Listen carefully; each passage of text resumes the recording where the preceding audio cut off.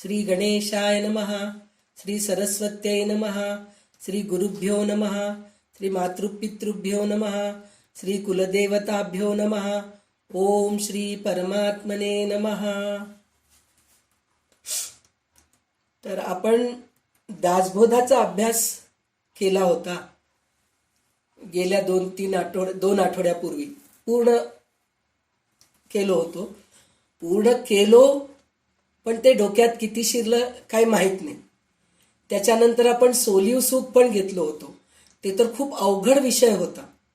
म्हणजे कुंडलिनी शक्ती, षटचक्रांच्या बद्दल, सहस्रार्कपर्यंत कसं जायचं आणि नाडीने भेदन करत एक एक चक्राचं भेदन करत आपण सहस्रार चक्रापर्यंत जायचा प्रयत्न केलो. मग त्याच्यानंतर आता आपण आत्माराम ग्रंथ हातात घेतलो. म्हणजे दासबोधाचं जे सार आहे, म्हणजे पूर्ण त्याच्यामधलं जे क्लिष्ट म्हणतो म्हणजे काय, आपण जे खूप असलेल्याचं थोडक्यामध्ये सारांश जे करतो ना, ते म्हणजे दासबोधाचं सारांश जे आहे हे आत्माराम आहे. तर आत्माराम मध्ये आपण आता हळूहळू एक एक गोष्टी शिकत आलेलो आहोत.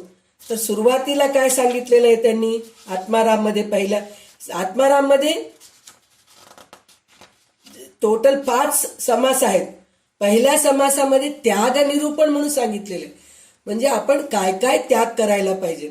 म्हणजे सुरुवातीला आपण जे ह्याला विचार करतो, अध्यात्म करायचंय आपल्याला किंवा ब्रह्मपर्यंत पोचायचंय, आणि परमेश्वर म्हणजे काय, स्वरूप म्हणजे काय, साक्षात्कार म्हणजे काय, हे सगळं आपल्याला पहिले कळतं ते मुमुक्षूच्या ह्याच्यामध्ये. नंतर आपण साधक व्हायचा प्रयत्न करतो. तर साधक व्हायच्या ह्याच्यामध्ये काय करायचं असतं, पहिले साधक व्हायचंय म्हणजे पहिले आपण त्याग करायला शिकायला पाहिजे. म्हणजे आपल्याजवळ जे आहे ते एकेकाला द्यायची वृत्ती यायला पाहिजे. हे सुरुवात आहे. आपल्याला आपल्याजवळचं असलेलं लोकांना द्यायचं प्रयत्न करणं हे सुरुवातीचं आहे.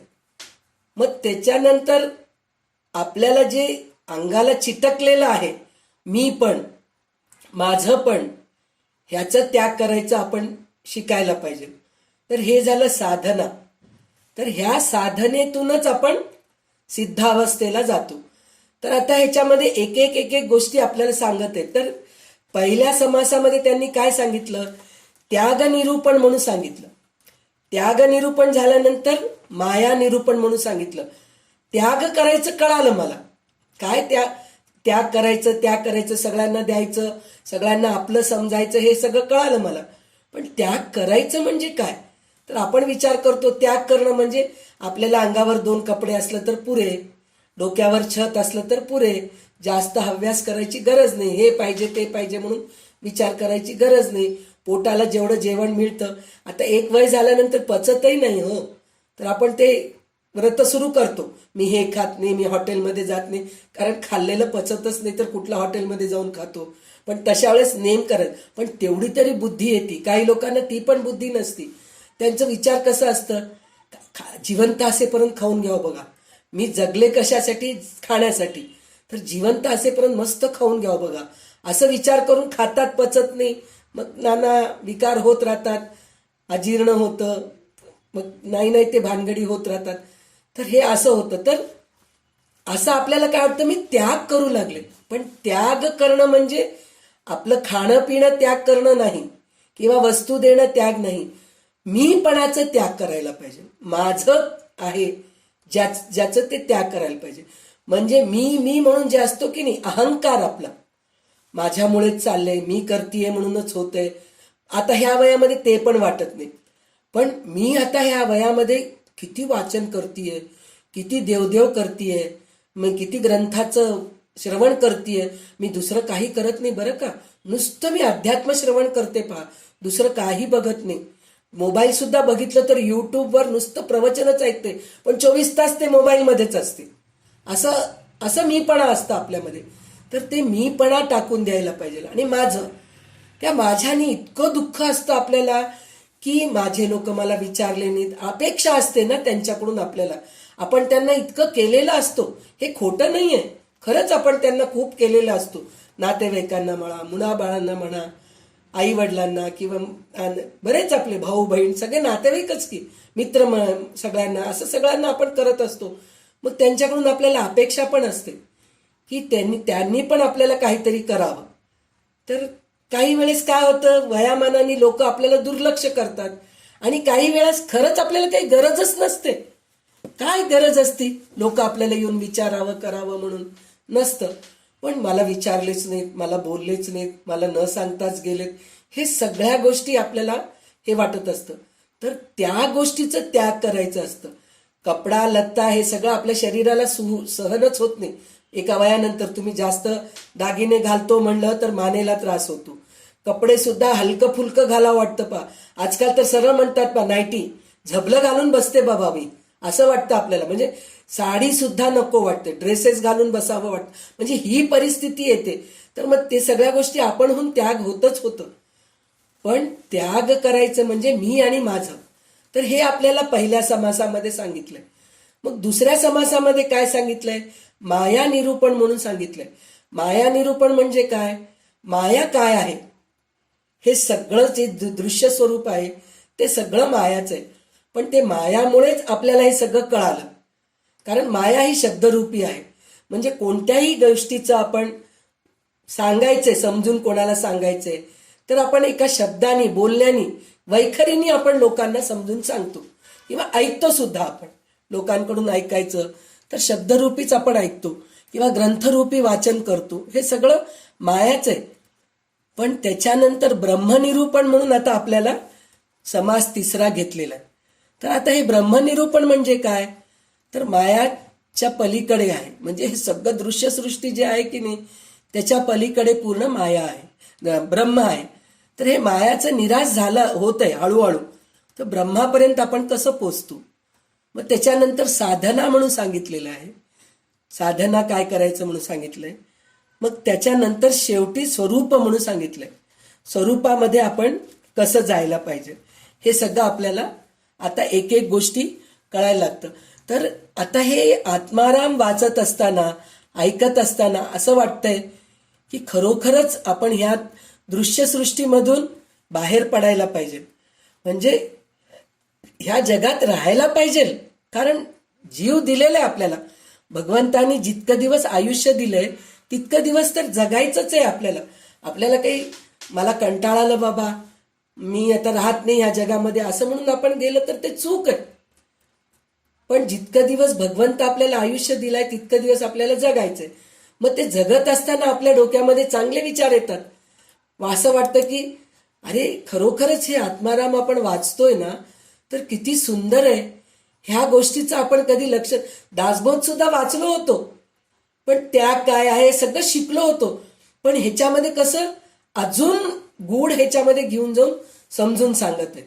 तर त्याच्यामुळे काय वाटतं, खरोखरच या आत्माराम ग्रंथामुळे आपल्याला आता थोडं थोडे पुढे जायची वृत्ती निर्माण होतीये. तर त्याच्यासाठी म्हणून आता आपल्याला ब्रह्मनिरूपण काय ते बघायचे. म्हणजे ब्रह्म काय आहे हे आता आपल्याला बघायचे. तर आता याच्यामध्ये पहिले पुन्हा नाशिवंताची सीमा काय आहे, म्हणजे जे जे नाशिवंत आहेत ते परत एकदा थोडंसं घेतलेले आहेत. माया म्हणजे काय थोडंसं घेतलेले आहेत. तर संगती तुका नाशिवंत, सांडूनी रहावे निवंत, एकपणाचाही अंत जालिया समाधान. म्हणजे संगती तुका म्हणजे संग म्हणजे आपल्याला जे नातेवाईकांचं संग आहे ते एक नाशिवंतच आहे. म्हणजे नातेवाईक म्हणा, मुलं बाळ म्हणा, हे सगळे नाशिवंतच आहेत. आज आहे उद्या नाही आहेत. तर त्यांना सोडून देऊन आपण निवांत राहू.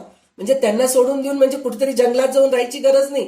आपल्या घरातच आपण त्यांच्यामध्ये नाही असं त्यांना वाटतं ते आपल्यामध्ये आहेत म्हणून, पण आपल्याला असं वाटावं की मी त्यांच्यामध्ये नाहीये. ते लोक काय करतात मला माहित नाही, त्यांचं पण आपलं कान सगळं तिकडंच असतं बरं का. दार लावून घेतो तर आपण क्लासही अटेंड करत असतो, पण बाहेर काय बोलू लागले थोडं कान तिकडेही असतं आपलं. अरे ते काहीतरी बोलू लागलेत, काहीतरी चाललंय वाटतं.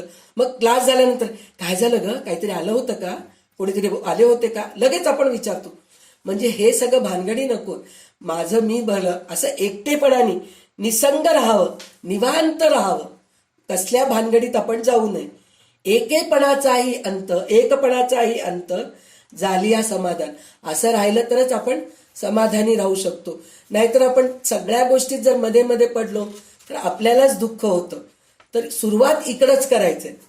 त्याच्यानंतर एकपणाचा उगम काढिता त्रिपुटी सावकाश एकपणाचा उमस काढिता त्रिपुटी सावकाश होत आहे म्हणून ध्यास एकपणाचा नसो. मी एकटा आहे हे स्फुरण नाहीसे करण्याचा प्रयत्न चालू असतानाच नकळत त्रिपुटी उदय पावते. म्हणून एकटेपणाचे सारखे चिंतन नसावे म्हणून सांगितलं. म्हणजे काय सांगितलंय तर इथं त्रिपुटी म्हणून जे सांगितलेलं आहे की नाही, तर तुम्हाला मी कालच सांगितले होते. त्रिपुटी म्हणजे काय म्हणलं तर ज्ञाता, ज्ञेय आणि ज्ञान. म्हणजे मी ज्ञाता आहे, मला कशाचं हे करायचंय, ध्याता ध्येय ज्ञान हे पण त्रिपुटीच आहे. ज्ञाता ज्ञेय ज्ञान हे पण त्रिपुटीच आहे. म्हणजे काय, मी आहे, मला एका गोष्टीच्या तिकडे जायचंय मला, मग त्या गोष्टीचं मला ज्ञान घ्यायचंय. तर हे जे 3 गोष्टी आहेत, मी आहे आणि एका गोष्टीचं मला ज्ञान घ्यायचं आणि ज्ञान, हे 3 वस्तूचं. तर ह्या 3 गोष्टीचं सुद्धा निराश व्हायला पाहिजे. मला आता काही शिकायचं नाही, मला सगळं काही मिळालं, समाधान राहायला पाहिजे, ही स्थिती यायला पाहिजे असं म्हणून सांगतायत ते. तर त्याच्यासाठी म्हणून मी एकटी आहे म्हणून सुद्धा सतत विचार करायची गरज नाहीये. आपण आनंदातच राहायला पाहिजे. म्हणजे तिथं पण अहमपणा आहे, मी एकटी आहे हे नको. तिथं पण कसं स्वानंदामध्ये राहाल, आनंदामध्ये, कोणत्या गोष्टीचं चिंता नाही, काही नाही, एक प्रकारचा आनंद. ती स्थिती अनुभवलं तरच कळतं. सांगणं काही सोपं नाहीये, ते सांगणं खूप अवघड. म्हणजे सांगतो आपण खूप सोप्या पद्धतीने, पण ते अनुभवणं खूप कठीण आहे. तर ते अनुभवावं, तर तेच हे ब्रह्माच्या स्थितीला जायची स्थिती आहे म्हणून म्हणतात. तो मी आत्मा ऐसा आहे तू, हे नाशिवंत टाकी तू, उन्मनी अवस्थेचा प्रांतू, ते स्वरूप तुझे. अहम आत्मा, अहम ब्रह्मास्मी, किंवा मी आत्माच आहे, ही शुद्ध जाणीव सुद्धा नाशिवंतच आहे. म्हणतात ना, अद्वैत लोक आहेत म्हणून म्हणतात. आता शंकराचार्याचे अनुयायी आहेत, ते लोक सगळं अद्वैती पंथाचेच आहेत सगळे. आता हे मध्वाचार्याचे लोक आहेत, ते द्वैत पंथाचे. त्यांना एखाद्या वेळेस आपण हे करू शकतो, कारण ते द्वैतच आहेत, म्हणजे द्वैतपंथीच आहेत ते लोक. म्हणजे मी वेगळा देव वेगळा, हे ते त्यांचं ठरलेलंच आहे. तर त्यांना आपण नाव ठेवू शकत नाही, म्हणजे त्यांना दोषही देऊ शकत नाही. पण हे अद्वैती पंथाचे जे लोक आहेत, शंकराचार्यांचे अनुयायी आहेत, विशेष अद्वैत, हे सगळे जे आहेत की नाही, रामानुजाचार्यांचे, हे सगळे जे आहेत ना, नुसतं म्हणतात आम्ही अद्वैती आहोत म्हणून, पण खरं ते अद्वैती नसतात. मीपणा तूपणा ह्याचा भेदभाव असतो त्यांच्यामध्ये. तर हे जे आहे की नाही, ते पण नाशिवंतच आहे. म्हणजे अद्वैत आहे मी हे म्हणणं सुद्धा, मी अद्वैत, मी म्हणलात ना शेवटी तुम्ही, म्हणजे तिथं अद्वैत म्हणणं सुद्धा ते नाशिवंतच आहे. अहम ब्रह्मास्मी म्हणणं सुद्धा नाशिवंतच आहे. म्हणून ती तू सोडली पाहिजे, म्हणजे ते सुद्धा तू सोडून द्यायला पाहिजे. जेथे साऱ्या वृत्ती सहित मन विलीन होते, ती उन्मनी अवस्था, हे तुझे खरे स्वरूप आहे. आताच म्हणले होते ना मी तुम्हाला, स्वानंदात राहणं, आपल्या आनंदात आपण राहणं. काही कोणत्या गोष्टीची जसे मूलबाळ असतात की नाही, छोटं मूल असतं पा, छान तोंडामध्ये बोट ठेवून घेतात, त्यांच्या नादात राहतात, त्यांचं तेच हसत राहतात. हे अशी अवस्था आपल्या कोणाला बघतो, जे संत सत्पुरुष असतात. आता गजानन महाराज आहेत, अक्कलकोट स्वामी महाराज आहेत, रामदास स्वामी महाराज आहेत, हे लोक सगळे कसं त्यांच्यामध्ये ते मग्न राहायचे, दुसरं कुठे त्यांचं लक्षच राहायचं नाही. अशी अवस्था यायला पाहिजे, त्याला उन्मनी अवस्था म्हणतात. तर ती अवस्था यायला पाहिजे म्हणून सांगतायत. ऐसा जो अनुभव झाला, तोही नाशिवंतामध्ये आला, अनुभवा वेगळा राहिला, तो तू आत्मा. म्हणजे उन्मनीचे अनुभव सुद्धा नाशिवंताच्या कक्षेत येते. तो अनुभव विरून सर्व प्रकारच्या अनुभवाच्या पलीकडे असणारा जो आत्मा, तो तू आहेस म्हणून म्हणलं. तर जे आपल्या आतमध्ये आहे आत्मा, तेच तू आहेस. बाकी तू कुठंही लक्ष देऊ नकोस, स्वानंदात राहा म्हणूनच सांगतायत. म्हणजे 3-4 ओवी तेच सांगतायत की आत्मा म्हणजे स्वानंद, आनंदामध्ये राहणं. कारण त्याला काहीच करत नाही, म्हणजे आत्मा जळत नाही, आत्मा वाळत नाही, आत्मा भिजत नाही, आत्मा शस्त्रांनी कापलं जात नाही, हे सगळं आहे. तर त्या आत्म्यामध्ये आपण आनंदात राहायला पाहिजे. म्हणजे आपल्याला सुद्धा तीच अवस्था, म्हणजे आपण ज्या आनंदामध्ये राहतो ना, म्हणजे हे जे आहे की नाही समाधी अवस्था म्हणतात त्याला. तर आता ही समाधी अवस्था कशी असते, ध्यान करत बसतात, तपश्चर्येला बसतात की नाही लोक. तर तपश्चर्येला बसल्यानंतर त्यांच्या अंगावर ते काही माशा येऊ दे, किडा येऊ दे, मुंगी चावू दे, त्यांना काही फरक पडत नाही.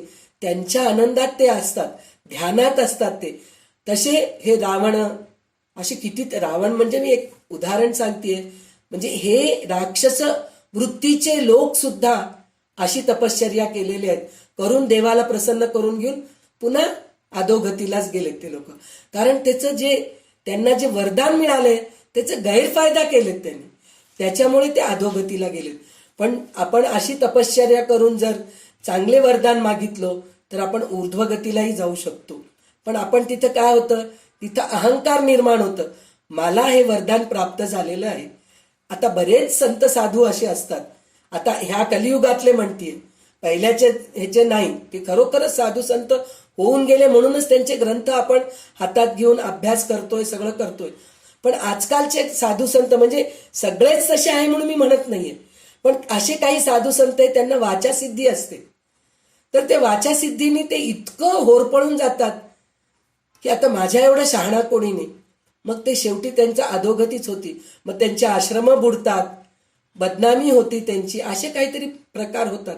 तर त्याच्यासाठी म्हणून हे जे वरदान मिळतं ना, त्याचं चांगलं फायदा करून घ्यायला पाहिजे, हे आपल्याला सांगितलेलं आहे. म्हणजे अनुभव घेतल्यानंतर सुद्धा माणूस घसरू शकतो, तर ते सुद्धा नाशिवंत आहे. घसरू शकतो म्हणजे नाशिवंत आहे. म्हणूनच ते तिथं तू त्या ह्याच्यामध्ये सुद्धा अहमभावामध्ये राहू नकोस. हेही न घडे बोलणे आता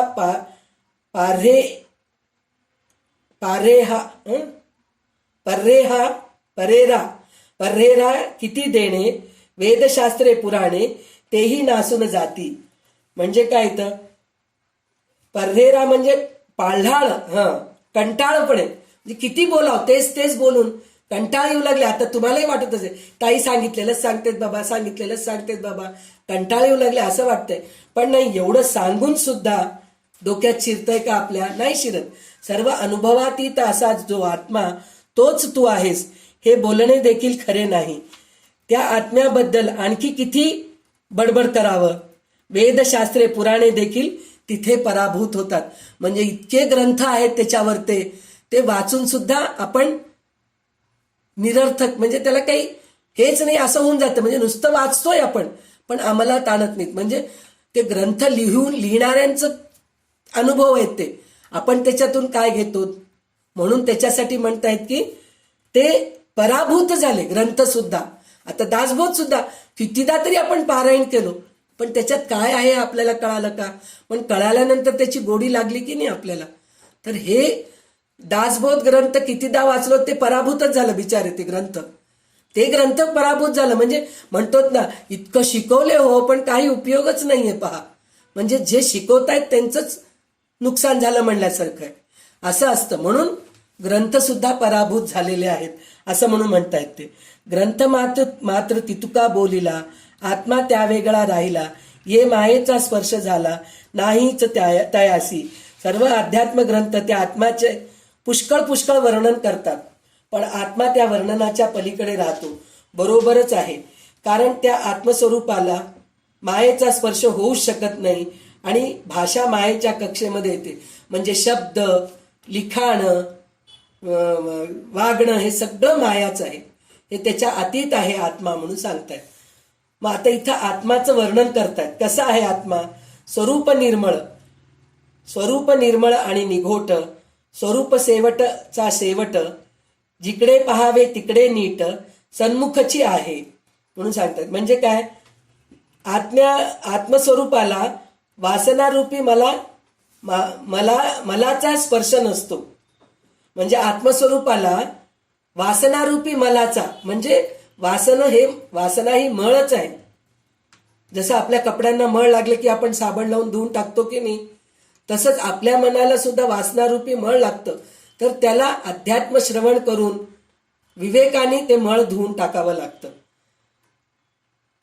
तर ते आत्म्याला चिटकत नाही, पण आपण चिटकवतो त्याला. ते सर्व ठिकाणी गच्च भरलेले आहे. ते सर्वांचे अंतिम स्थान आहे. जिकडे पाहावे तिकडे ते थेटपर्यंत पसरलेले आहे. त्यामुळे ते सर्व बाजूंना सामोरे असते. म्हणजे ह्या ओवीमध्ये समर्थांनी स्वरूपाबद्दल 5 गोष्टीचं निवेदन केले आहेत. कोणचे 5 गोष्टी आहेत? तर ते 5 गोष्टी अशा आहेत. एक, आत्मस्वरूप पूर्ण असल्याने अतिशय शुद्ध आणि पवित्र आहे. वासना म्हणजे हवे नको पण म्हणजेच अपूर्णता आहे. म्हणजे काय? वासनामध्येच हे असतं ना, मला पाहिजे मला नको, मला आवडतं मला आवडत नाही, सुख आणि दुःख हे सगळं वासनामध्येच असतं. तर ते आत्मस्वरूपाला चिटकत नाही. ते शुद्ध आहे. आत्मा हे शुद्ध आहे. अपूर्णता अशुद्धपणा आणते. तोच मला असतो. म्हणजे मला पाहिजे नको जे वासना आहे की नाही, तेच मळ आहे म्हणून सांगतायत ते. स्वरूपाच्या ठिकाणी तो नाही. म्हणजे हे आहे, हे पहिलं आहे. आत्मस्वरूपामध्ये हे नसतं. मला पाहिजे मला नको हे म्हणत नाहीत आपण. दुसरं जे आहे, स्वरूप तद्रूप आहे. ते केवळ अस्तित्व असल्याने त्याच्याहून अन्य काही असणे शक्य नाही. म्हणून ते घनदाट भरलेलं असते. म्हणजे स्वरूप सद्रूप आहे म्हणून म्हणलं तर सदाचार आहे. म्हणजे आपलं स्वरूप खरोखर खूप निर्मळ आहे, पण सहवासानी पूर्वजन्माच्या संचितानी आपलं ते सगळं स्वरूप बिघडून जातं. तर ते स्वरूप सद्रूप सदाचार आहे हे सत्य आहे, पण आपण तिथं ते सगळं मळ चिटकलं असल्यामुळे ते नसतं म्हणल्यासारखं. म्हणून ते चांगले पण आहे ना, घनदाट भरलेलं आहे, पण आपण ते बघत नाही. म्हणतो ना, सुख जवा एवढे दुःख पर्वता एवढे म्हणून म्हणतो. त्याचप्रमाणे चांगल्या गोष्टी आपल्याला थोडंच दिसतात, वाईट गोष्टी सगळे जास्त दिसत असतात. तर ते चांगलं गोष्ट खरं पसरलेलं आहे घनदाट, पण आपण त्या गोष्टीकडे दुर्लक्ष करतो. तिसरं जे आहे, ज्या विश्वामध्ये आपण जगतो त्यामध्ये दृश्य व अदृश्य, अचेतन व सचेतन, स्थूल व सूक्ष्म अशा अनंत वस्तू दिसतात. त्या अव्यक्तामधून दृश्यात येतात व कालांतराने पुन्हा अव्यक्तामध्ये अंतर पावतात. पण या अव्यक्ताचाही अखेर त्या स्वरूपात शेवट होतो. म्हणजे याचं एक उदाहरण आहे. म्हणजे चेतन अचेतन, स्थूल सूक्ष्म, परत काय म्हणले ते दृश्य अदृश्य, हे सगळं जे आहे की नाही, हे सगळं मध्ये आहे. पण पुन्हा आपण जाऊन स्वरूपामध्येच मिसळतो असं म्हणून म्हणतात. तर हे कसं आहे, तर आपण पहा, एक मातीचं मूर्ती बनवतो. गणपती आता येऊच लागले, गणेश चतुर्थी. तर आपण बाकीचे सगळे मूर्तीची पूजा करतो, पण प्रामुख्याने आपण गणेश चतुर्थी, शारदीय नवरात्र, पण त्याच्यात मूर्ती वगैरे आपण विसर्जन वगैरे करत नाही.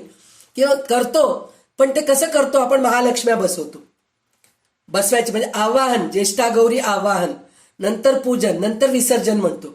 म्हणजे त्याच्यामध्ये प्राणप्रतिष्ठा करतो आणि परत त्याचं विसर्जन करून पुन्हा ते सगळे महालक्ष्म्याचे हात वगैरे सगळं जेव्हा आवाहन करतो की नाही, त्यावेळेस ते कसं, अगं तिला हात लागलो गो, पडली गो बाई, म्हणजे पाणीच सांडलं त्याच्यावर, ते म्हणजे आपण असं घाबरून जातो. म्हणजे त्याच्यामध्ये प्राणप्रतिष्ठा केलो की नाही आपण, तसं हे आहे. आपण पहिले एकदम हे होतो. आत्मा म्हणजे आपलं जे आत्मा आहे की नाही, शुद्ध आहे खरं तर, पण हे संचित कर्मानी कारण देहाने आपण जन्मल्यानंतर ह्याच्यात सुखदुःख अनुभवतोय आपण. परत जाऊन आपण पुन्हा आत्म्यामध्येच विलीन होऊन जातो. पण त्या आत्म्यामध्ये विलीन होताना परत जन्म घ्यायच्या भानगडीत न पडायसारखं साधना करावं, हेच मुख्य आहे म्हणून सांगितलेले. तर आपण स्थलकाल वस्तूच्या चौकटीत जगतो. समजा आपण स्वरूपाचा शोध करायचा म्हटले तर ज्या दिशेला पाहावे तिकडे ते थेटपर्यंत म्हणजेच अनंतापर्यंत पसरलेलं आहे. म्हणजे आपण स्थलकालाचा विचार करतो, म्हणजे मी खोलीत बसलेले आहे ध्यानाला, मी म्हणजे त्याला आपण एक हे करत असतो, कुठं एक कक्षा करतो. म्हणजे हे पहिल्या स्तराचं आहे, हे दुसऱ्या स्तराचं आहे, हे तिसऱ्या स्तराचं आहे. ते काही स्तर नाहीये. तुम्ही कुठं बसलात तिथं तुमचं ध्यान लागून जातं. तुम्ही स्वरूपानंदामध्ये राहू शकता. जसं आपल्याला गजानन महाराजांचं गोष्टीमध्ये आहे, जसं ते उष्ट खात अन्न हे परब्रह्म आहे, अन्न हे उष्टपत्रावळी मधले सगळं खाऊन ते म्हणतात ना अन्न हे परब्रह्म आहे. तर ते स्वानंदामध्ये होते. ते त्यांना विचार आलं का मी घाणीमध्ये, मी कचरा कुंडी जवळ आहे, असं विचार आहे का? नाही. पण आपण त्याला कक्षा करतो. मी डायनिंग टेबलवर बसून जेवतीये, मी 5 स्टार हॉटेलमध्ये जाऊन जेवतीये, मी 3 स्टार हॉटेलमध्ये जाऊन, मी आमकं, म्हणजे हे सगळं आपलं हे कक्षा आहे, हे वर्ग आपण करत राहतो. तर ते काही नाहीये. तुम्ही कुठं बसलात ते कक्षा उच्च श्रेणीचा आहे असं आपण समजायला पाहिजे. कारण हे जे आनंद जे आहे ना ते पूर्ण ठिकाणी पसरलेलं आहे. ते घ्यायची वृत्ती आपल्यामध्ये पाहिजे. ते आपण घेऊ शकत नाही. म्हणून खाली वर, मागे पुढे, उजवीकडे डावीकडे सर्व बाजूने ते आपल्या समोर उभे राहते. म्हणजे सगळ्या ठिकाणी आहे हे आपल्याला कळून घ्यायला पाहिजे. म्हणजे सगळ्यामध्ये परमात्मा पसरलेला आहे, आत्मा पसरलेला आहे, हे डोक्यात सतत आपल्या विचार राहायला पाहिजे. आपण नाही करत तसं. म्हणजे आपण कसं निर्जीव वस्तूमध्ये जीव नाहीये असं. आता हे टेबल आहे, टेबलाला मारतो आपण, ह्याला काय लागतंय असं विचार करतो. पुस्तक आहे, तर पुस्तक फाडलं की मुलांना आपण शिकवतो की नाही, विद्या आहे बरं का, सरस्वती आहे, पाय लागलं ना त्याला जय करायला पाहिजे, नमस्कार करायला पाहिजे. म्हणजे आपण पुस्तकाला एक हे दिलो, उच्च श्रेणी दिलो. आता टेबलाला पाय लागलं तरी काही वाटत नाही आपल्याला, टेबल निर्जीव आहे असं वाटतं. पण नाही, त्याच्यामध्ये सुद्धा जीव आहे. ह्या प्रकारे जर आपण विचार केलो तरच आपण आत्म्यापर्यंत पोहोचू शकतो. म्हणून म्हणतायत की ते डावीकडे, उजवीकडे, मागे पुढे, खाली वर असं कुठं नाही म्हणून नाही, सर्व ठिकाणी पसरलेलं आहे म्हणून सांगतात. जे बहुदूरीचा दूर, जे निकटची जवळी अंतरी, जे बहुदूरीचा दूरी, जे निकटची जवळी अंतरी, दूरी आणि अभ्यंतरी संदेहच नाही. म्हणजे आत्मस्वरूप अतिशय दूर आहे, पण ते तसेच अतिशय जवळ पण आहे. ते आपल्या आतमध्ये म्हणजे आपल्या हृदयात आहे, ते आपल्या बाहेर आहे. हे जितके खरे तितकेच ते आपल्या अंतर्यामी पण आहे, यात शंका नाही. म्हणजे तेच आहे, आता तेच अर्थ आहे. सगळ्या ठिकाणी पसरलेला आहे आत्मा म्हणून सांगितलेले. जे सकळांपरीस मोठे, जेथे हे सकळही आठे, अकस्मात एकसरे तुटे, मूळ मायेचे म्हणून सांगतात. म्हणलं तर आत्मवस्तू सर्वाहून मोठी आहे, तिच्या ठिकाणी सारे विश्व अंतर्धान पावते. त्या कारणाने मायेचे मूळ एका झटक्यात उपटले जाते. म्हणजे काय, आत्मस्वरूपाला ब्रह्म म्हणतात. तर हे ब्रह्मचं कसं आपल्याला एक चांगलं उदाहरण देऊन सांगितलेलं आहे त्यांनी.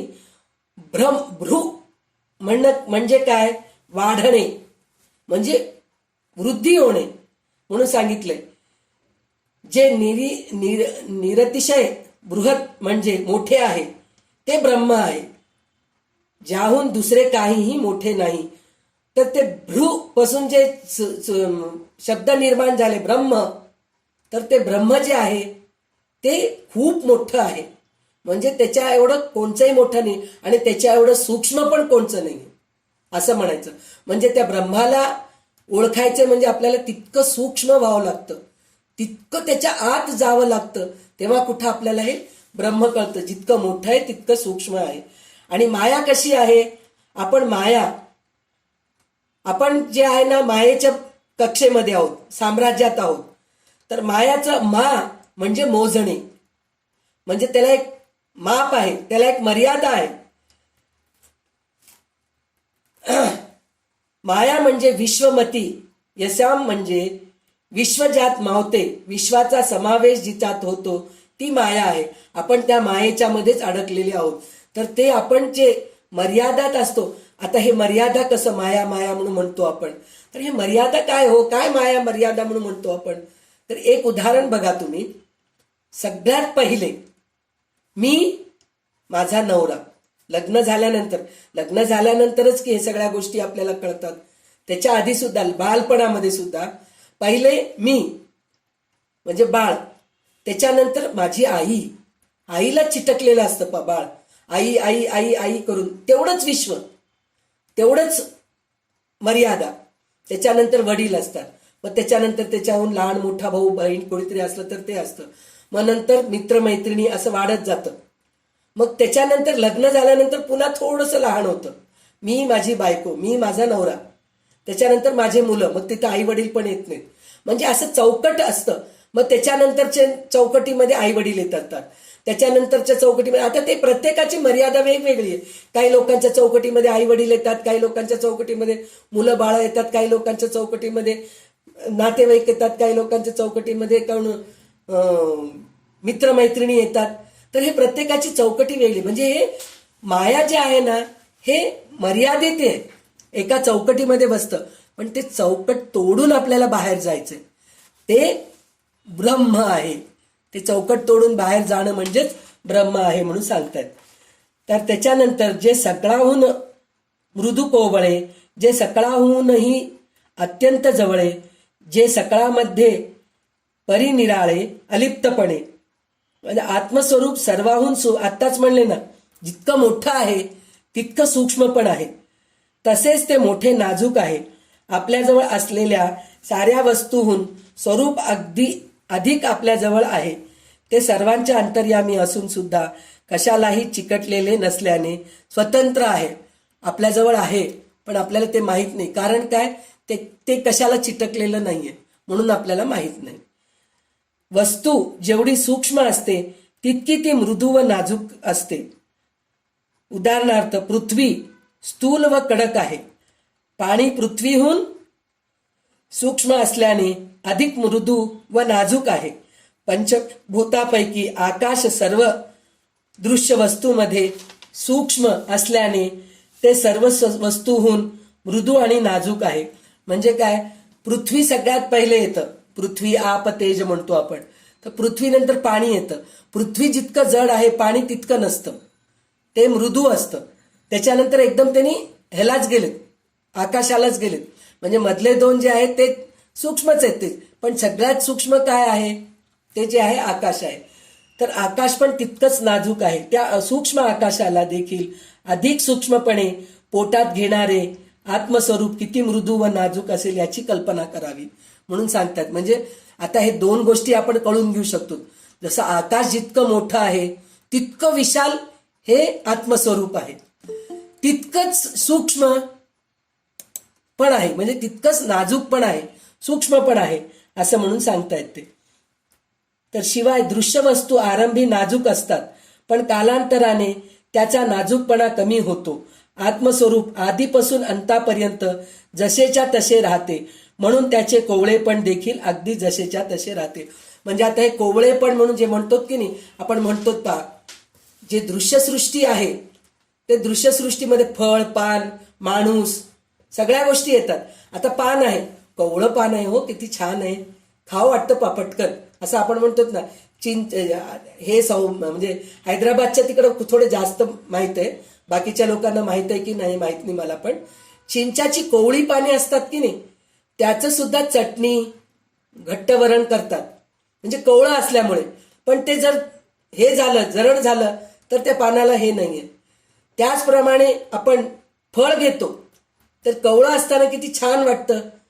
आता दोडके फळ, भाज्या, भेंडी म्हणा, दोडके म्हणा, किंवा आपलं दूध भोपळा, हे सगळं जे आहे ना, कोवळं असलं की किती छान वाटतं. बिया वगैरे नसतात त्याच्यामध्ये, मग छान वाटतं. किती कोवळं आहे हो, किती मस्त भाजी मिळाली असं म्हणतो की नाही. पालक किती कोवळं आहे, मस्त आहे हो, मेथी पण छान आहे असं म्हणून म्हणतो आपण. तर ते मृदू झाल्यानंतर कोवळ्याच्या नंतर जर ते हे झालं, कठीण झालं, तर ते आपल्याला खावं वाटत नाही. त्याचप्रमाणे माणूस सुद्धा. आणि शेवटी ते नाशिवंत आहे. म्हणजे पहिले कोवळं असतं, नंतर ते त्याच्यामधलं हे निघून जातं, काय म्हणतात, नाजूकपणा निघून जातं. नंतर ते पूर्ण जिरूनही जातं, फळ सुद्धा खराब होऊन जातं. माणूस सुद्धा कोवळा असताना, म्हणजे लहान असताना एक छान दिसतो, मध्ये तरुण वयामध्ये अजून छान दिसतो, म्हातारा झालं की पूर्ण त्याच्याजवळ लक्ष द्यावं वाटत नाही. पण नंतर तो पण नाशिवंत, तो पण निघून जातो, असं असतं. पण आत्मा जे आहे की नाही, ते आधीपासून अंतापर्यंत जसेच्या तसेच राहते. त्याच्यामध्ये काही फरक राहत नाही. ते कवळं राहत नाही, जड राहत नाही, सूक्ष्म राहत नाही, मृदू राहत नाही, काही नाही. एक जशाच तसे राहतं ते. तर ते झाल्यानंतर आता दुसरं जे 11वी ओवी जे आहे की नाही, जे हाले ना चाले, जे बोले ना डोले, अवघे आपणची संचले, एकले एकले एकटची ते म्हणून सांगितलंय.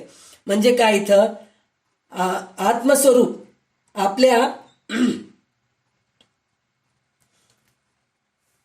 आत्मस्वरूप आपल्या मूळ अवस्थेपासून कधी ढळत नाही. त्याच्यात कधी होण्याचा संभव नसतो. ते कधी बोलत नाही, ते कधी कंप पावत नाही. अगदी एकच एक असते, ते सर्वत्र भरून असते म्हणून सांगतायत. म्हणजे ते कसं आहे ह्याचं एक आपण ह्याच्या अगोदर पण बरेच वेळा बघितलेलं आहे, पण ह्याला सुटेबल आहे म्हणून मी सांगतेय. आपल्याला एक श्लोक आपण शिकतो. ओम पूर्णमिदम पूर्णमद पूर्णमिदम पूर्णात पूर्णमुदच्यते पूर्णस्य पूर्णमादाय पूर्णमेवावशिष्यते म्हणून आपण जे ऐकतो. म्हणजे हे तेच आहे, आत्मस्वरूपच आहे हे. म्हणजे ते कसं आहे तर पूर्णमद पूर्णमिदम म्हणजे तो आत्मा जो आहे, ब्रह्म जो आहे तो पूर्ण आहे. हे जग पूर्ण आहे. पूर्ण ब्रह्मातून पूर्ण जग प्रकट झाले. म्हणजे एक ब्रह्मच पूर्ण जग निर्माण केलं. ते एक जगच आहे ना, जग एकच आहे. ब्रह्मा पण एकच आहे. त्यांनीच सगळं निर्माण केलेलं आहे. पूर्ण ब्रह्मामधून पूर्ण जग घेतल्यावरही पूर्ण ब्रह्म जसेच्या तसेच राहते. म्हणजे ब्रह्मामध्ये काही कमीपणा आलं का? नाही आलं. जसं आपण एक स्त्रीचं एक उदाहरण आहे. आता आपल्यामधून एक बाळ बाहेर येतं. आपल्या जे विटाळेचं जो गोळा बनून आपलं बाळ बाहेर येतं, तर आपल्यामध्ये काही कमी होतं का? आपल्या शरीराच्या अवयवामध्ये काही कमी होतं का? काही होत नाही. आपण जसेच्या तसे पूर्णच राहतो. फक्त बाळ येतंय. आपण ते देवाने आपल्या गर्भामध्ये निर्माण केलेलं आहे. तिथं आपण काहीच केलेलं नाही. पण ब्रह्म पण तसंच आहे. ब्रह्मा पण तेच म्हणतो की मी काहीच निर्माण केलेलं नाहीये. संकल्प केलं झालं. हे सगळं जे आहे ना ते परमात्म्याकडून हे सगळं मला मिळालेलं आहे. म्हणजे काय म्हणतात आज्ञा मिळाली म्हणून म्हणू शकतो आपण. म्हणजे हे सगळं परब्रह्माकडून त्याला कळालं, स्फुरलं आणि संकल्प केलं आणि त्याच्यामुळे हे झालं. म्हणून ब्रह्म काही वेगळा नाहीये. म्हणजे त्याच्यामधून काहीतरी निघून गेलं का असं काही नाहीये. कितीतरी मुलं जन्मतात. एक आईला 16 मुलं जन्मतात, 15 मुलं जन्मतात, 9 मुलं. आजकाल एकच झालंय म्हणा, पण त्या आईमध्ये काही कमी होतं का? काहीच होत नाही. त्याचप्रमाणे ब्रह्मामध्ये पण एवढं मोठं जग निर्माण केलं, काही कमी झालं नाही. बरं, हे जग अपूर्ण आहे का? नाही, पूर्ण जग आहे. त्याच्यामध्ये सगळं काही आहे. पृथ्वी आहे, आप आहे, तेज आहे, वायू आहे, आकाश आहे, सगळं काही आहे. काही कमी नाहीये. रजोगुण सगळं म्हणजे त्रिगुण आहेत, अष्टधा प्रकृती, हे सगळं त्याच्यामध्ये आहे. काहीच कमी झालेलं नाहीये. तसेच राहते असा आहे. याचा अर्थ असा की ब्रह्म अंतिम सत्य आहे. अंतिम सत्य परिपूर्ण आहे आणि हे दृश्य जग देखील परिपूर्ण आहे. ज्याप्रमाणे पूर्ण समुद्रातून एक लाट उसळून बाहेर येते तरीही समुद्र पूर्णच राहतो, त्याप्रमाणे ब्रह्मातून जग निर्माण झाले तरी ब्रह्म पूर्णच राहते. म्हणजे त्याच्यातून काहीही काढलं तरी ते पूर्णच राहतं. ते अपूर्ण नाही, म्हणजे सर्वत्र भरून आहे असं म्हणून सांगतात. तर हे जे आकाश, आता 12वी ओवी, जे आकाशात सभाय भरले आणि आकाश जेथे मुराले, आकाश मुरोनिया उरले, एक जनसी आपण. म्हणजे आत्मस्वरूप आकाशाला आत बाहेर व्यापून आहे. आकाश त्याच्यामध्ये जिरून जाते. जेवढे आकाश त्याच्यामध्ये शोषले गेले तरी ते जसेच्या तसे एक प्रकारचे म्हणजे अमिश्र राहते. म्हणजे हे सगळं पूर्ण आकाशाला जरी ते गिळून घेतलं तरी ते जसेच्या तसे, म्हणजे प्रलयकाली सगळं काही विलीन होऊन जातं. ब्रह्म एकच राहतो. परत तो हे पूर्ण निर्माण करू शकतो. असं आपण करू शकतो का? हो, नाही करू शकत. एक घर जर भूकंपामध्ये तुटून गेलं, सगळं काही तुटून गेलं, त्याला करायला आपल्याला किती शक्ती लागते, किती पैसा लागतो, आपल्याला माणूसबळ लागतं, सगळं काही लागतं, तर आपण किती एकदम खंगून जातो. पण ब्रह्म तसं नाहीये, परमात्मा तसं नाहीये, परमेश्वर तसं नाहीये. ते निर्माणही करतात, चालवतात आणि लय पण करतात. म्हणजे सृष्टी, स्थिती, लय हे तिन्ही काम, म्हणजे ब्रह्मा, विष्णू, महेश यांना तयार केलेलं तो परमेश्वरच आहे. तर ते परमेश्वर मायेनी हे सगळं निर्माण केलेले आहेत म्हणून सांगितलेलं आहे ते. न चळे ना ढळे, अग्नीमध्ये न जळे, जे चळत्यामध्ये परी न कळे, उदकी बुडेना, म्हणजे हेच आहे. नैनन छिन्नंती शस्त्राणी, नैनन दहती पावक, न चैनम क्लेदयंत्यापो, न शोषयती मारुतः. म्हणजे आत्मा कधी वळत नाही, ढळत नाही. अग्नीमध्ये ते जळत नाही, वायूमध्ये असून हलत नाही आणि पाण्यामध्ये असून बुडत नाही, अशी आहे ती आत्मा. म्हणजे हे आपल्याला सगळ्या ग्रंथामध्ये, तुम्ही कोणताही ग्रंथ घ्या, ज्ञानेश्वरी घ्या, ललिता सहस्रनाम घ्या, विष्णू सहस्रनाम घ्या, प्रत्येकामध्ये हे आपल्याला सांगतात. नैनन छिन्नंती शस्त्राणी, हे आपल्याला सांगतात. म्हणजे आत्मा जे आहे कोणत्या शस्त्रांनी तुटत नाही, कोणत्या अग्नीनी जळत नाही, कोणत्या वाऱ्याने वाळत नाही किंवा कोणत्या पाण्याने भिजत नाही. हे आपल्याला लक्षात ठेवायला पाहिजे. जयासी कोणीच नेईना, चोरून जाता चोरवेना, कल्पात झाला तरी वचेना, अणुमात्र. म्हणजे आत्मस्वरूपाला कोणीच नेत नाही. त्यास चोरून न्यायाचे म्हटले तरी त्यास चोरणे शक्य नाही. जगाचा अंत झाला तरी आत्मस्वरूप यत्किंचितही कमी होत नाही म्हणून सांगितलं. म्हणजे हे आत्मा जे आहे ना, ते जास्त होत नाही, कमी होत नाही, जसेच्या तसेच. आता आपण बघितलो ना, कोवळं हुलले, निब्बर होते, असं काही नसतं त्याचं, जसेच्या तसेच राहतं. जे ज्ञानचक्षी लक्षिले जे ज्ञानचक्षी लक्षिले नव जाये, जेथे आकार भस्मोनी जाये, सांगितले ते साकार होये, म्हणून सांगणे न घडे. आत्मस्वरूप ज्ञानदृष्टीने पाहता येत नाही. स्वरूपाच्या ठिकाणी आकार जळून जातो, ते सांगता येते ते साकार होते. म्हणून आत्मस्वरूपाविषयी काही सांगता येत नाही. म्हणजे सांगितलं तर ते माया आहे, मायेनीच आपल्याला कळतंय ना, मायानी कळतंय म्हणून. म्हणजे एक आत्मवस्तू आहे. म्हणजे आता आपला आत्मा आपल्याला दिसतंय का? नाही दिसत. आत्मा आत्ता होता, निघून गेला. आणि आपण सुद्धा म्हणतो ना, त्यांच्या आत्म्याला शांती मिळू दे, असं म्हणतो की नाही आपण. ते मृत आत्म्याला शांती मिळू दे असं म्हणतो. त्या माणसाला शांती मिळू दे म्हणून म्हणतो का? नाही म्हणत. आत्म्याला शांती मिळू दे म्हणतो आपण. म्हणजे ते आत्म्याला शांती, म्हणजे आपल्याला आत्मा दिसत नाही. आतापर्यंत त्या जीवामध्ये आत्मा होतं, पण ते निघून गेलं, तर ते दिसत नाही. पण त्याच्याबद्दल बोलायचंय म्हणून म्हणलो आपण, तर ते एक आकार द्यावं लागतं. त्या माणसाच्या मध्ये आत्मा होतं असं आपण म्हणतो, तर त्याच्यासाठी म्हणून आत्मा दिसत नाही, म्हणून त्याच्याबद्दल बोलणं जे आहे की नाही, ते पण मायाच आहे म्हणून सांगता येते. ऐसे जरी न बोलावे तरी म्या काय करावे, न बोलता कळावे तुझं कैसे. खरं तर आत्म्याविषयी मी बोलूच शकत नाही. रामदास स्वामी स्वतः म्हणतायत बरं का, आत्म्याविषयी मी बोलूच शकत नाही खरं तर. पण न बोललं तर तुला कसं कळणार? तुला कळावं म्हणजे बोलावंच लागतं ना, तर त्याच्यासाठी मला बोलावं लागतं. मला त्याच्यात दुसरं काही हेतू नाहीये असं त्यांचं म्हणणं आहे. अरे बोलणे तितके व्यर्थ जाते, परी बोलता बोलता अनुभवा येते, अनुभव सोडून ते अनुभवा सोडिता ते आपणची होई जे. म्हणत तर हे काय, आत्मस्वरूपाबद्दलचे बोलणे विरून जाते हे खरे, पण बोलणे ऐकता ऐकता त्यामधील अर्थ प्रचितीला येते. म्हणजे हे बोललेलं ऐकून आता आपण दासबोधामध्ये ऐकलेलंच ऐकलो, आता परत आत्मारामामध्ये पण तेच ऐकतोय. पण हे ऐकून आपल्याला ते अनुभव यायला लागतात. खरंच आहे बरं का, माया हे जग दृश्यसृष्टी जे आहे ना, ते बेकार आहे. नातेवाईक बेकार आहेत, हे सगळं आपल्याला अनुभव यायला लागतं. तर हे अनुभव येण्यासाठी म्हणूनच बोलावं लागतं. पण तोही ओलांडला की आत्मस्वरूप होऊन जातो. म्हणजे हे सगळं सोडल्यानंतरच आपण आत्मस्वरूप बनतो, म्हणजे स्वरूपानंदामध्ये आपण जातो.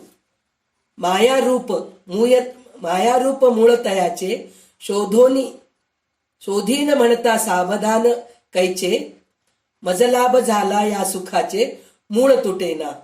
मी आत्मस्वरूप आहे या अनुभवाला देखील मायाच कारण असते.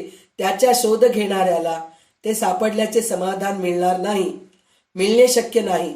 मला आत्मलाभ झाला याचा आनंद देखील अखेर विरून जातो. म्हणजे तेच म्हणलं ना, मला साक्षात्कार झाला, मला अनुभव आला, हे सगळं मायाच आहे.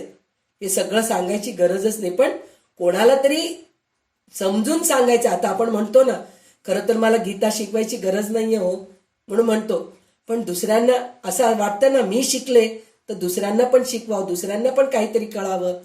अजून हे तर उच्च स्थिती आहे. साधं स्वयंपाक आहे. आता आपण एक काहीतरी नवीन स्वयंपाक शिकतो, आपण काहीतरी एक नवीन पदार्थ शिकतो. शिकल्यानंतर ते करून दाखवावं वाटतं की नाही. स्वेटर विणायचं, आपण स्वेटर विणायचं शिकतो. तर मी विणायला शिकले, मग पहिलं स्वेटर कोणाला तरी गिफ्ट करतो की नाही आपण. म्हणजे मला येतंय हे दुसऱ्यांना पण द्यावं ना आपण एका दृष्टीने. तर त्याचप्रमाणे हे सुद्धा आहे. म्हणजे आत्मस्वरूप जे आहे त्याच्याबद्दल आपण बोलूच शकत नाही, पण ते बोलल्याशिवाय कळत पण नाही. म्हणजे माया हे सोडून द्यायला पाहिजे, पण मायाशिवाय हे सुटत पण नाही, माया सुटत पण नाही असं म्हणून सांगतायत. तर हे शेवटी आत्मलाभ झाला म्हणजे हे सगळं कळाल्यानंतर मी आनंद देखील विरून जातो. म्हणजे तिथं मीपणा काहीच राहत नाही. अहम ब्रह्मास्मी हा गाथा, आला देहबुद्धीची या माथा, देहबुद्धीने परमार्था, कान कोंडे होई जे. मी ब्रह्म आहे हा अभिमानच आहे. अभिमान आला की देहबुद्धी आली, देहबुद्धीने परमार्थामध्ये न्यूनपणा येतो. ती ब्रह्मदर्शनाच्या आड येते. म्हणजे जीवाला 4 देह असतात, ते माहित आहे तुम्हाला.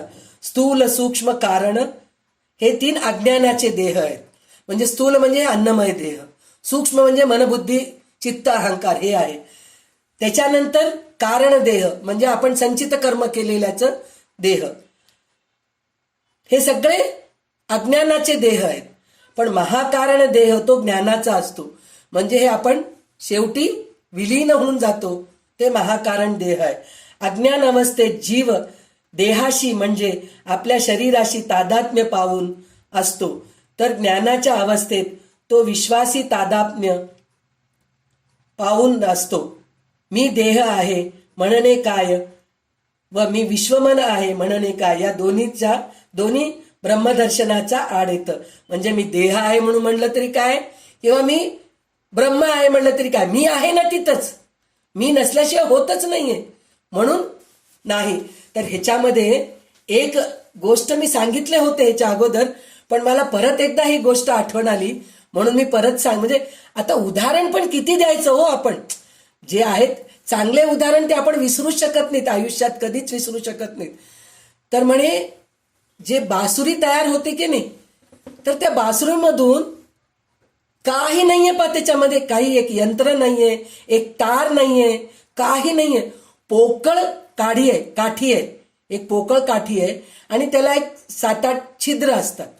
बस त्याच्यातून आपण फुंकलो की त्याच्यामधून चांगले ध्वनी निर्माण होतात. तर सतत ते श्रीकृष्ण तोंडाशी लावून राहतात पहा. म्हणजे बासरी तर राधा, हे गोपिका किंवा रुक्मिणी, सत्यभामा सगळे त्या बासरीला म्हणतात म्हणे, आम्ही इतकी सेवा करतो श्रीकृष्णाची, पण आमच्यापेक्षा जास्त तुलाच धरून राहतात. तुझ्यामध्ये काहीच नाहीये, पोकळ आहेस तू अशी असताना तुला कसं त्यांनी जवळ केले. तर त्यावेळेस ती बासरी काय म्हणाली माहितीये काय, सगळ्यात महत्वाची गोष्ट म्हणजे मी पोकळ आहे, माझ्यामध्ये काहीच नाहीये, म्हणून श्रीकृष्ण मला जवळ करतात. म्हणजे मीपणाच नाहीये याच्यामध्ये, माझ्याजवळ काहीच नाही, म्हणजे अस्तित्वच नाहीये माझं, काहीच नाही, नुसतं मी पोकळ आहे म्हणून श्रीकृष्ण मला जवळ करतात. आणि दुसरी गोष्ट काय आहे, जे बासरी तयार करतात तर ते तिथीला तयार करतात, एका तिथीला तयार करतात. ती तिथी कोणची तयार आहे, म्हणजे प्रतिपदा, द्वितीया, तृतीया, चतुर्थी हे 4. पंचमी नाही, षष्टी, सप्तमी नाही, अष्टमी नाही, नवमी नाही. म्हणजे पंचमी, सप्तमी, अष्टमी, नवमी हे 4 तिथीला बासरी तयार केलं तर तयार होतच नाही म्हणे. असं वाचलेलं आहे मी, ऐकले पण. म्हणजे पंचमी, सप्तमी, अष्टमी, नवमी हे 4 तिथी जे आहेत की नाही, त्या 4 तिथीला बासरी तयार होत नाही. त्याचं कारण काय आहे, तर हे जे ज्ञानी लोक आहेत त्याचं कारण दुसरं काहीतरी असेल, ते चंद्राचं दोष असेल, काहीतरी असेल. पण हे ज्ञानी लोक काय सांगितलेत, त्याच्यामध्ये मी आहे. अष्ट मी, नव मी, दश मी, पंच मी, हे जे मी आहे की नाही त्याच्यामध्ये ते मी आहे. म्हणून त्या दिवशी बासरी तयार होत नाही. म्हणजे मीपणाच नाही आहे त्याच्यामध्ये, म्हणून ते बासरी. म्हणून प्रतिपदा, द्वितीया, तृतीया, चतुर्थी, परत षष्टी आणि दशमी पण मी आहे. हे 5 तिथीला तयार करतात, 5 तिथीला तयार होत नाही. म्हणजे इथं म्हणायचं काय अर्थ, म्हणजे मीपणा जिथं नाहीये तिथं भगवंत आपल्याला जवळ असतो. बासरीसारखं काठी पोकळ असलेली काठी श्रीकृष्ण जवळ करतात. तर आपल्यामधलं मीपणा गेल्यानंतर आपण भगवंतामध्ये विलीन होत नाहीत का? का होत नाहीत? नक्की होतो. तर त्याच्यासाठी म्हणून आपण ते मीपणा आपण आपल्यामधलं काढून टाकायला पाहिजे म्हणून सांगितलंय. म्हणजे तिथं मी देह आहे आणि अहम ब्रह्मास्मी म्हणजे मी ब्रह्म आहे. म्हणजे दोन्ही मी आलेच का नाही तिथं?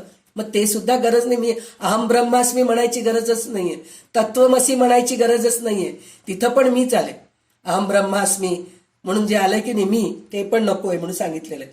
देहबुद्धी हे टाकावी, हेही मायेची उठा ठेवी, म्हणून काय अंगीकारावी, अंगीकारू नये. म्हणजे पुन्हा विचारतायत की देहबुद्धीचा त्याग करावा, ही उर्मी मायेचाच खटाटोप आहे. पण याचा अर्थ देहबुद्धीचा स्वीकार करावा असा नाही, तिचा स्वीकार करू नये म्हणून सांगितलं. म्हणजे हे देहबुद्धी टाकून देणं हे सगळं मायाच आहे. मग ते मायाच आहे म्हटल्यानंतर मग ते टाकायचं कशाला? त्याला धरून बसतो ना म्हणून म्हणतात तेही चुकीचं आहे म्हणून सांगतात. मायेचे बळे ब्रह्मज्ञान, मायेकरिता समाधान, मायाची गोवी आणि बंधन तोडी तेही माया म्हणून सांगितलंय. गोवी म्हणजे ओवणं, गुंतवणं. आपण फुलाची माळ ओवतो, मण्या ओवतो, याला गोवी म्हणून म्हटलेलं आहे. त्याच्यानेच बंधन निर्माण होतं म्हणून सांगतात. तर मायेपासून मिळालेल्या सामर्थ्याने जीवाला ब्रह्मज्ञान होते. मायेच्या द्वारास त्याला शांती मिळते. माया जीवाला बंधनात अडकवते आणि मायाच ते बंधन अखेर तोडते. म्हणजे मायाच सगळं करते. म्हणजे मायेनीच आपल्याला हे सगळं गोष्टी कळालं की नाही. पुस्तक वाचायचं कळालं, मायेनीच कळालं. प्रवचन ऐकायचं, श्रवण करायचं, हे सगळं मायेनीच झालेलं आहे. तर ती मायाच आपल्याला ह्याच्यातून बाहेर सुद्धा काढते. माया आपणास आपण गोवी, आपणास आपणा वेढा लावी, प्राणी दुखवती जीवी अभिमाने करुनी. माया स्वतःच स्वतःला बंधनात अडकवते, ती स्वतःच स्वतःला चक्करमध्ये आणते. जीवाला अभिमान येतो व त्या अभिमानामुळे प्राणी दुःखी कष्टी होतो म्हणून सांगितलेलं.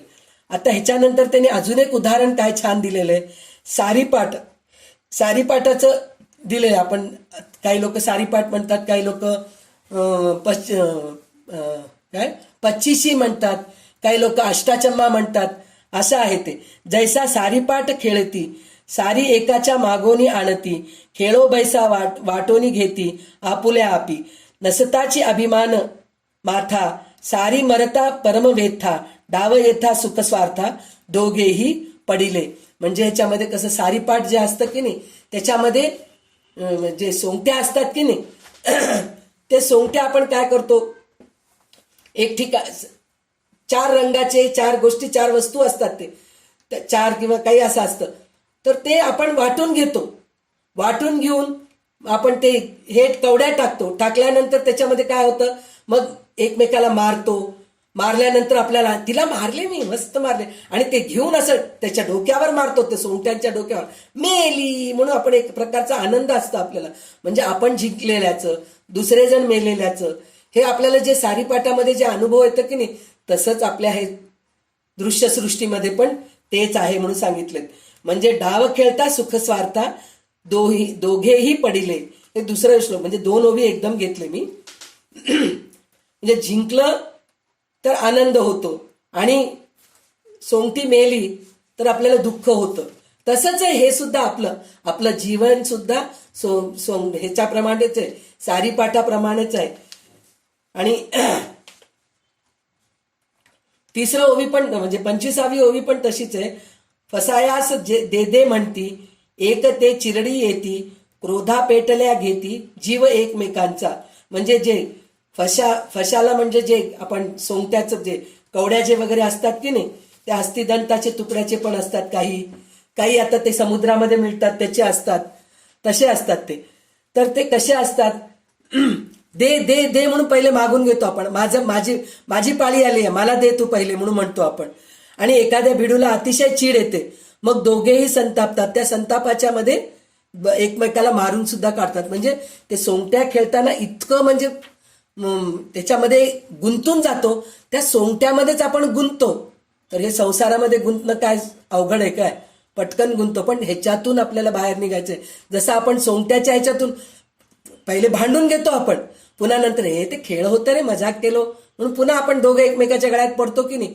त्याचप्रमाणे हे सुद्धा तसंच आहे संसार सुद्धा तसंच आहे म्हणून जगायला पाहिजे पण आपण तसं नाही जगत आपण त्याला घट्ट चिकटून राहतो असं सांगितलंय म्हणजे त्या सोंगट्याच्या ह्याच्यानेच त्यांनी सांगितलंय म्हणजे सोंगट्या कसे वेगवेगळे असतात की नाही तसं तैशा कन्या पुत्र आणि नारी वाटून घेतल्या सारी अभिमान वाहती शिरी देहपांग प्रपंचाचा म्हणून सांगितलंय त्याचप्रमाणे म्हणजे सोंगट्याच येथे कन्या पुत्र पत्नी या सोंगट्याच आहेत माणसे त्यावर वाटून घेतात त्या माझ्या आहेत असा त्याचा अभिमान डोक्यावर वाहतात त्या पायी प्रपंचामध्ये त्यांना देहाची पराधीनता सोसावी लागते म्हणजे शेवटी आपण डिपेंडेंट होतो स्वाधीन होऊन जातो त्यांच्या म्हणजे आपलं अस्तित्वच आपण काही ठेवत नाही सगळं त्यांच्यासाठीच करून टाकतो आणि नंतर ते आपण दुःखही भोगतो त्यांच्यासाठी मी इतकं केले ते मला काहीच करत नाहीत हे आपण शेवटी दुःखच करतो आपण आता 27वी ओवी अशी आहे एवम इतकी वेढा लावली ते माया खेळ एकली ते मायेनेच वारिली पाहिजे माया याप्रमाणे जीव पूर्णपणे मायेमध्ये गुरफटून गेलेला आहे हा सारा खेळ ती एकटीच खेळते तिच्या साह्यानेच तिचा निराश करायला पाहिजे म्हणजे ती असं आपल्याला खेळती स्वतः खेळती आपल्यालाही खेळवती पण त्याच्यातूनच आपण बाहेर पडायला पाहिजे त्या मायेनेच आपण बाहेर पडायला पाहिजे ते माया तोडिता अधिक जडे म्हणून धरती ते वेडे धरिता सोडिता ते नातुडे वर्म कळाल्या वाचुनी मायेचा निराश करायला जावे तर ते अधिक चिटकते पण म्हणून आपणहून जे तिला चिकटतात ते केवळ अज्ञानीच होय म्हणजे म्हणतात ना हे उदाहरण कितीतरी लोक दिलेले आहेत म्हणतात छोटं बाळ आहे आपल्या घरचंच नातवंड म्हणा ते म्हणतात ना दुधापेक्षा दुधावरची साय खूप छान वाटते आपल्याला असं म्हणतो की नाही आपण त्याचप्रमाणे आपल्या मुलांना आपण लहानाचं मोठं करत असतो तेव्हा काय करतो आपल्याला माहीत नसतं एक कर्तव्य म्हणून करत जातो पण नातवंड जेव्हा जन्मतात की नाही त्यावेळेस त्याच्यावर अधिक प्रेम आपल्याला हे होतं आणि तेव्हा काय म्हणतो चिटकून का सोडतच नाही हो किती केलं तरी चिटकूनच राहती म्हणून आपण म्हणतो पण आपण त्याला आपल्याला ते पण आवडत असतं ना चिटकून घेतलेलं नात मला सोडत नाही बरं का आजी आजी आजी करून मागे लागते माझ्या असं म्हणून आपण जे म्हणतो की नाही ते एक गोडी आपल्याला आनंद वाटतं त्या गोष्टीचं आपण सोडत नाही पण त्या आपल्याला अनुभव पण वाटतं त्या गोष्टीचं की अरे खरंच मला सोडत नाही बरं का म्हणून त्या गोष्टीचा आनंद असतं म्हणजे स्वतः आपण सोडत नाहीत पण त्यांना काय म्हणतो आपण ते सोडत नाही आहेत आपल्याला असं आपण म्हणतो सोडलं तर सुटतं त्याच्यात काही मोठं हे नाहीच आहे तसं बघितलं तर त्याला अज्ञानीच म्हणतात म्हणून म्हणतात म्हणजे आपणच सोडत नाही आहेत त्यांना म्हणजे कर्तव्य सोडा म्हणून म्हणत नाही बरं का, सोडून द्या म्हणून म्हणलं की मी काही करत नाही, माझं मला काम आहे म्हणून असं नाही चालत. आपण ज्या घरामध्ये राहतो त्या घरामध्ये आपल्याला कर्तव्य कर्म करावंच लागतं. तर तेव्हा आपण ते सांभाळूनच राहावं लागतं असं म्हणून सांगतायत श्री समर्थ. तर जे सोडत नाही ते अज्ञानी आहेत म्हणून सांगतायत. जैसे चक्रव्यूहाचे उगवणे, बाहेर येऊन आत जाणे, का भीतरी जाऊन येणे, अकस्मात बाहेरी. म्हणजे चक्रव्यूहाला फोडण्याचे असेल तर बाहेरून विव्यात शिरणे आणि विव्यातून बाहेर पडणे या क्रिया अतिशय चालाखीने आणि गतीने कराव्या लागतात. म्हणजे हेच आहे, कर्तव्य कर्म करत करतच संसार सोडणं, हेच करणं चक्रव्यूहामध्ये राहिल्यासारखं आहे असं म्हणणं आहे. का त्या कोवाडियाच्या कडिया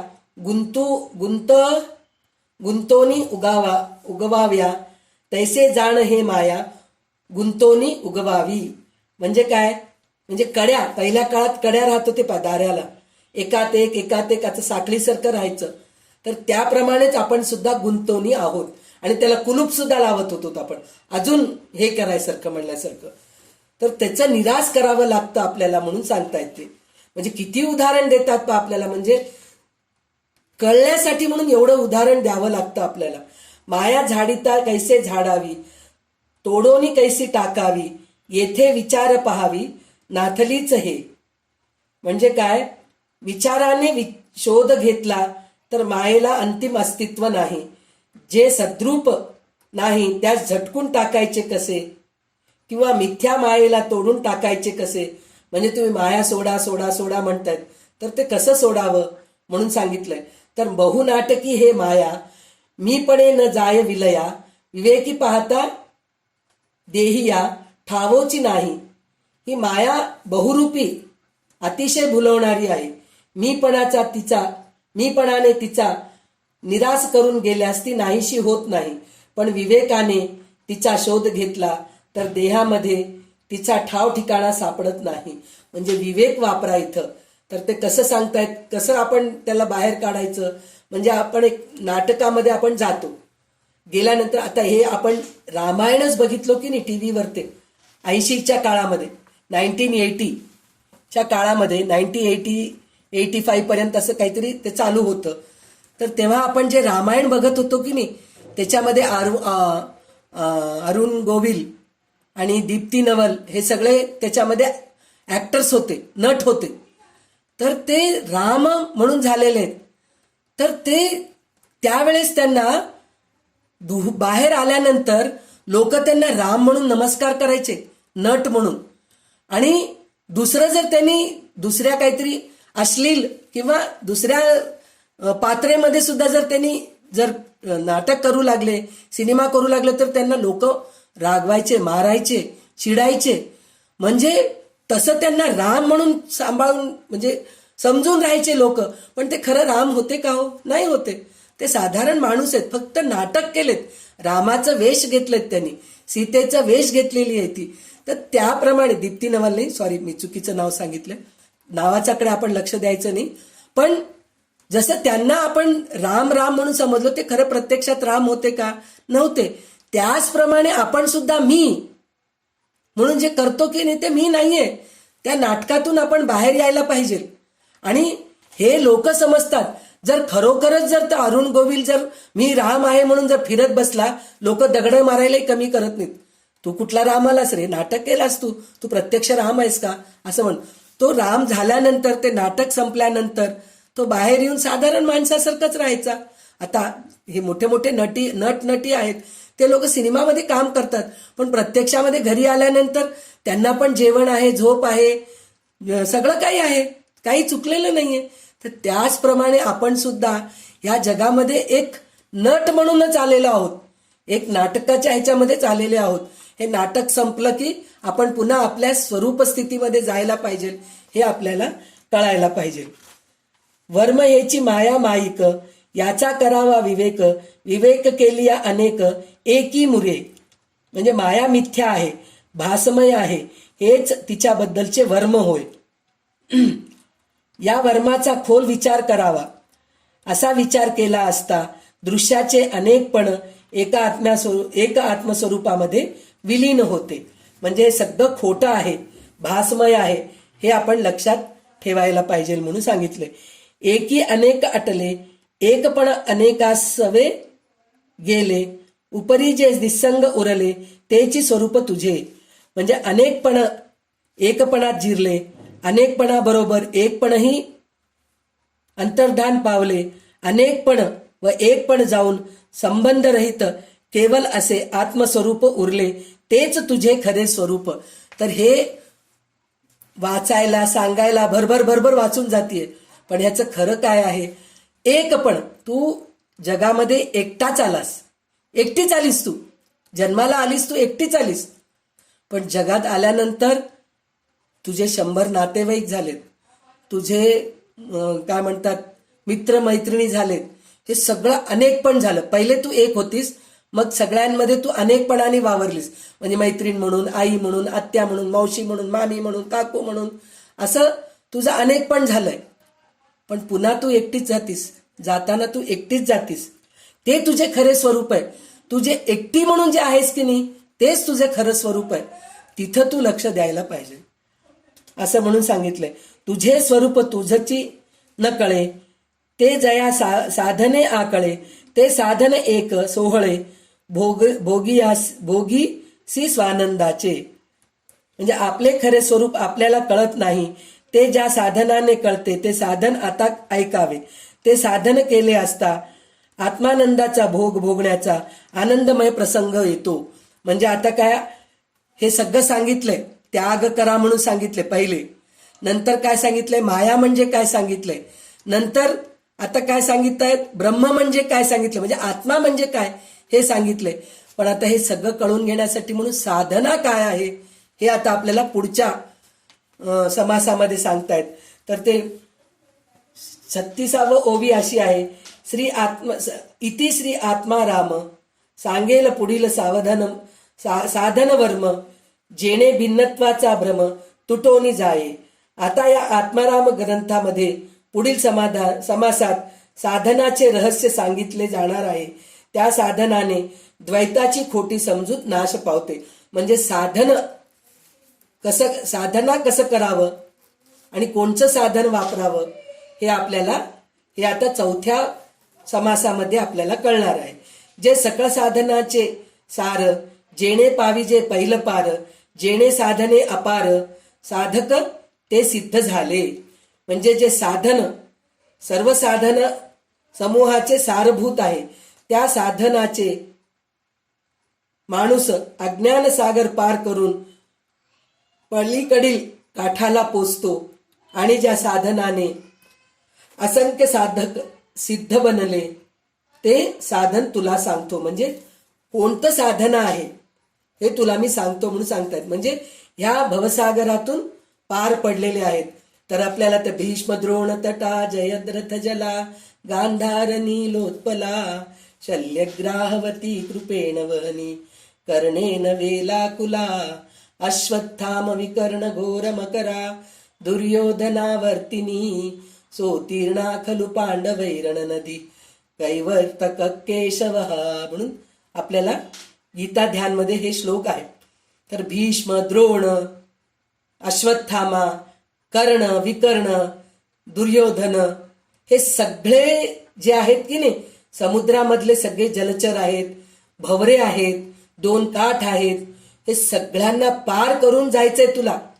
म्हणजे हे भवसागरातून अर्जुनाला, ह्या म्हणजे पांडवांना या ह्याच्यातून पार करायचंय. पण त्यांच्या सोबत कोण होतं? कैवर्तक केशव. म्हणजे कैवर्तक केशव आहे, म्हणजे श्रीकृष्ण प्रत्यक्ष परमेश्वर त्यांच्या सोबत आहे. म्हणजे नावाडी, जो नाव चालवणारा कैवर्तक म्हणजे नावाडी, जो त्यांच्या सोबत जो कैवर्तक श्रीकृष्ण आहे, तर त्यांना हे भवसागर पार करण्याचं कठीण काय आहे असं म्हणून तिथं त्या श्लोकाचा अर्थ आहे. तर इथं पण तेच आहे. तर साधन म्हणजे काय? नामजप करा. म्हणजे हे पुढे आपल्याला सांगणार आहेत बरं का. मी एकदम म्हणजे ह्याच्यामध्ये येऊन सांगतीये. म्हणजे साधन म्हणजे हेच आहे, परमेश्वरा घट्ट पकडून ठेवायचे आपल्याला. हेच सगळ्यात मोठं साधन आहे. ते हे जाणरे श्रवण करावे अध्यात्म निरूपण मनन करिता सावधान निज ध्यासे पावती म्हणून सांगता येते. म्हणजे जे साधन म्हणजे श्रवण होय, म्हणजे ऐकणं. आत्मस्वरूपाबद्दल जे श्रवण केले त्याच्यावर विचार करावा. असा सतत चिंतनाने स्वरूपाचे ध्यान लागते. त्या ध्यानाने आत्मस्वरूपाच्या ठिकाणी समाधी लागते. आता आपल्याला समाधी अवस्थेपर्यंत घेऊन जाणार आहेत बरं का. सोलिव्ह सूपमध्ये डोक्यावर हात ठेवून प्रत्यक्ष दीक्षा देऊन कानामध्ये ओंकार म्हणून त्यांचं कुंडलिनी शक्ती जागृत केले. कल्याण स्वामीचं शिष्य कल्याण स्वामीचं रामदास स्वामींनी जे कुंडलिनी शक्ती जागृत करून त्यांना सायुज्य मुक्तीला पोचवले. पण आपल्याला इथं ह्या ग्रंथाद्वारे आपल्याला सिद्धीला पोचवणार आहेत, समाधीपर्यंत नेणार आहेत रामदास स्वामी. पण ह्याचा खरोखर अभ्यास केला पाहिजे, तर खरोखरच आपण ह्या जन्मीच समाधी स्थितीला पोचू शकतो. संत सज्जन महानुभावी परमार्थ चर्चा करीत जावी. हैगई सर्वथा न करावी ज्ञातेपणे करून. म्हणजे सर्व आत्मज्ञानी पुरुषांनी आत्मस्वरूप आणि त्याची साधना याबद्दल सुखसंवाद अवश्य करीत असावे. मला सर्व कळाले या भावनेने त्याची उपेक्षा करू नये. म्हणजे मला सगळं काही माहिती आहे, आता पुढे काय करायचंय, ऐकायचं मला काही गरज नाहीये, असं कधीच विचार करू नये. सगळं कोण काय सांगितलं म्हणतो ना आपण, कोण काय सांगितलं काही नाही हो. आता आपण प्रत्यक्षात आता संध्याताई ललिता सहस्त्रनामचं अर्थ सांगतायत, त्याचं आपण रेकॉर्ड करून ठेवलेलं आहे. तर ते रेकॉर्ड करून ठेवलेलं जर आपण पुन्हा एकदा युट्यूबवर ऐकलो तर अरे हे तेव्हा सांगितलं तेव्हा आपण ऐकलं लक्षातच नाहीये, अरे हे इतकं छान सांगितलेत काय असं वाटतं. पुन्हा आपण तिसऱ्यांदा ऐकायला जातो, तिसऱ्यांदा ऐकते ना पुन्हा तिसऱ्यांदा अजून एक काहीतरी नवीन कळतं. म्हणजे ऐकलेलंच पुन्हा ऐकतो, तर प्रत्येक वेळेस आपल्याला नवीन काहीतरी कळतं. तसंच पुस्तक सुद्धा आता आपण ग्रंथराज दासबोध आपण हातात घेतलो, तर पहिल्यांदा पुस्तक हातात घेतलो तेव्हा काहीतरी थोड्या गोष्टी कळतात. हो कळालं हो आम्हाला. सगळ्यात पहिले मूर्खपणाची लक्षणे पहिले कळतात. 45 पान नंबरवर ते आहे आपल्या दासबोध ग्रंथामध्ये. म्हणजे जे अर्थ बेलसऱ्यांचं पुस्तक आहे मोठं, त्याच्यामध्ये 45व्या नंबरच्या पानावर ते मूर्खपणाची लक्षणे म्हणून आपल्याला ग्रंथामध्ये आहे. तर ते सगळ्यात पहिले कळतं. त्याच्यामध्ये आपण कुठं फिट होतो ते आपण बघतो. हे पहिल्यांदा कळतं. पण नंतर दुसऱ्यांदा वाचायला गेल्यानंतर अरे ह्याच्यामध्ये नवविधा भक्ती पण आहे, मग त्याच्यानंतर कळतं माया निरूपण पण आहे, मग त्याच्यानंतर कळतं ब्रह्मनिरूपण पण आहे. म्हणजे प्रत्येक वेळेस तेच ग्रंथ आपण हातात घेतोय, पण प्रत्येक वेळेस नवीन नवीन आपल्याला काहीतरी शिकायला मिळतं. म्हणजे त्याच्यासाठी म्हणून एकदा झालं हो आमचं श्रवण दासबोधाचं, संध्याताई सांगितलेत आम्हाला, झालं आम्हाला कळालं असं नाही. दुसरे कोणीतरी आपल्या आजूबाजूला कोणीतरी प्रवचनकार आले दासबोधाबद्दल बोलतायत, ते तिथं जाऊन पण ऐकायला पाहिजे. संध्याताई सांगितले आम्हाला कळालं, ह्या भ्रमामध्ये आपण राहू नये. काही कळालेलं नसतं. कितीदा ऐकल्यानंतर सुद्धा नवीनपणाने ऐकल्याचंच आपल्याला अनुभव येत असतं. म्हणून हाईगई सर्वथा करू नये म्हणून म्हणतायत. म्हणजे मला कळालं ह्या भ्रमामध्ये तुम्ही राहू नका म्हणून सांगतायत ते. परमार्थ उठा ठेवी करिता लाभची आहे तत्वता. दिवसेंदिवस शुद्धता वृत्तीस होय नीच नवीन. मी आता तेच सांगितले ना, प्रत्येक वेळेस आपण नवीन नवीन आपल्याला कळत राहतं. प्रत्येक वेळेस तेच जरी ऐकलं तरी आपल्याला नवीन काहीतरी शिकायला मिळतं. श्रवण आणि मनन या ऐसे नाही साधन म्हणून हे नित्य नूतन केले पाहिजे. म्हणजे श्रवण आणि मनन यासारखे परमार्थाचं दुसरं साधनाच नाहीये. सगळ्यात पहिले नवविधा भक्तीमध्ये श्रवण भक्तीच आहे. श्रवण करावं, मनन करावं, तरच आपल्याला पुढचं सगळं काही मिळतं. म्हणजे पहिल्यामध्ये श्रुती स्मृती म्हणून आपल्याला जे म्हणतात, श्रुती स्मृती पुराणोक्त म्हणून जे आपल्याला हे येतं की नाही, तर पहिले श्रुतीच होतं. म्हणजे कानाने ऐकूनच सगळं एक. पहिले कुठं लिहित बसले नव्हते. ब्रह्माला जे ओंकार ऐकू आलं ते लिहून ठेवले होते का? त्यांनी नाही लिहून ठेवलं. पहिले काळी पाठांतर करून घ्यायचे आपल्याला. म्हणजे एक जण म्हणायचे, दुसरे जण ते परत रिपीट करायचे, ते रिपीट करून पाठांतर करायचे. असं करून करूनच ते शिकलेले. आता आपल्याला प्रिंटर्स मिळालेत, लिखाण निघालंय, हे सगळ्या गोष्टी निघाल्या. त्या पहिल्या जे ऋषीमुनी होते त्यांच्या वेळेस पाठांतरच होतं, म्हणजे श्रवणच केलेले ते लोक पहिले. श्रवण करूनच मग हे सगळं अध्यात्मशास्त्र आपल्यापर्यंत पोहोचवले. जर ते लोक श्रवण जर करून सोडून दिले असते तर उपयोग आपल्याला काही मिळालं असतं का? हो, काही मिळालं नसतं. ते श्रवण करून मनन करून इतके चांगले चांगले ग्रंथ आपल्यासाठी ठेवलेले आहेत. म्हणून आपल्याला हे सगळं शिकायला मिळते.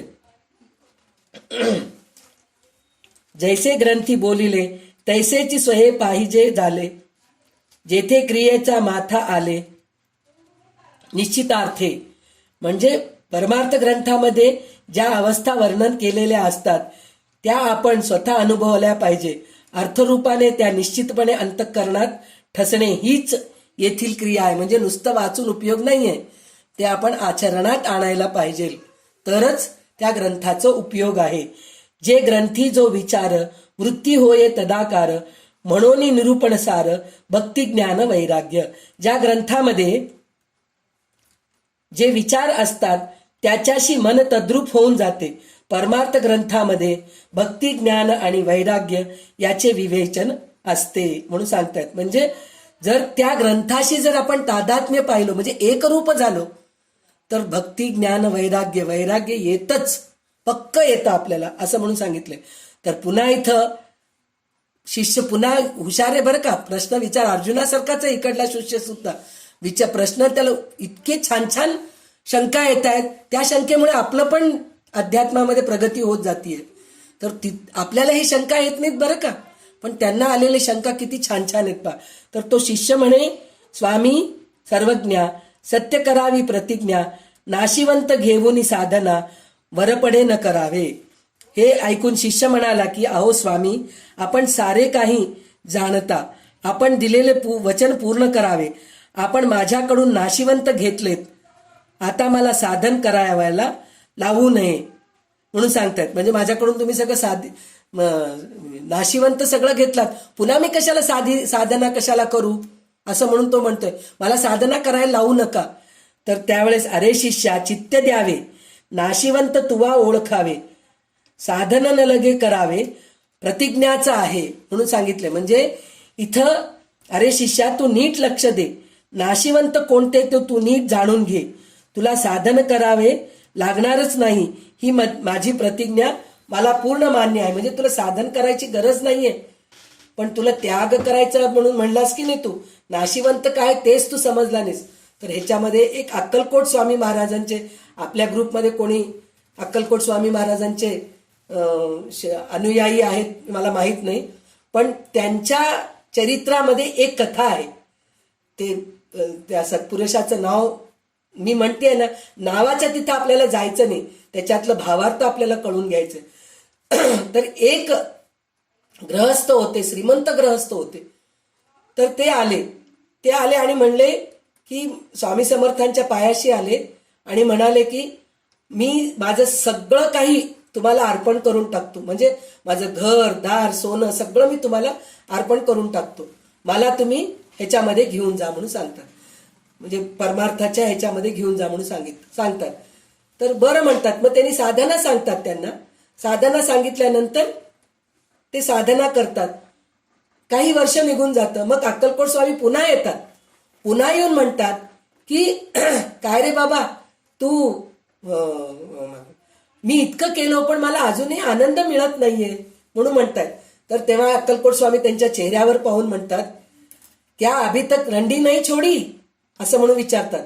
म्हणजे रंडी म्हणजे एक रखेल ठेवलेली बाई, ती सोडला नाहीस का?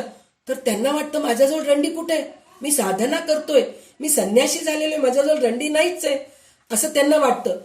तर त्यावेळेस ते समजून सांगतात, अरे रंडी म्हणजे काय, म्हणजे तुझी जी सिद्धी तुला मिळालेली आहे, वाचा सिद्धी म्हणून आहे, असे कितीतरी सिद्धी आहेत. मला एक वाचा सिद्धी म्हणायला सोपं जातं म्हणून वाचा सिद्धी म्हणतीये. अशी कितीतरी सिद्धी असतात. काही लोकांना स्पर्श केलं की काहीतरी हे होतं म्हणतात ना, त्यांचं स्पर्श झालं की बघा डॉक्टरपाशी जातो आपण, डॉक्टरपाशी गेलं की त्यांचं काही नाही हो, त्यांचा हात लागलं की मस्त छान वाटतं हो, औषध घ्यायची पण गरज नाही म्हणतो. काही लोक म्हणतात त्यांना बघितलं की झालं हो, समाधान मिळतं पहा. म्हणजे हे सगळं सिद्धीच आहेत एक प्रकारचे. ह्या सिद्धीला पण तू सोड. म्हणजे ती सिद्धी जे आहे की नाही ते रंडी आहे असं म्हणून म्हणतायत. तर ते तू सोडायला पाहिजे हे असं म्हणून म्हणतायत. प्रतिज्ञा करावी प्रमाण ऐसे बोलतो हा कोण, नाशिवंत केले मदार्पण त्याही मध्ये तो आला. म्हणजे आपली प्रतिज्ञा खरी करावी असे तू मला म्हणतोस, पण जो कोणी हे बोलतो तो कोण आहे? सारे नाशिवंत गुरुला देऊन टाकले असे म्हणत असता तो देखील त्यामध्ये आलाच ना. म्हणजे मी दिलो म्हणून म्हणतायत ते. मी दिलो म्हणजे मी दिलो. खरं मी दिलास का तू? नाही दिला नाहीस. तू आहेस अजून जिथल्या तिथंच आहेस. मीपणा मग तुझ्यामधलं गेलेलं नाही. तू म्हणसी जे दिधले तरी देयास कोण उरले, जे उरले ते झुरले माझ्याकडे. सर्व काही दिले असे तू म्हणतोस, मग जो ते देणारा आहे तो त्या देण्यातून शिल्लक कसा उरेल?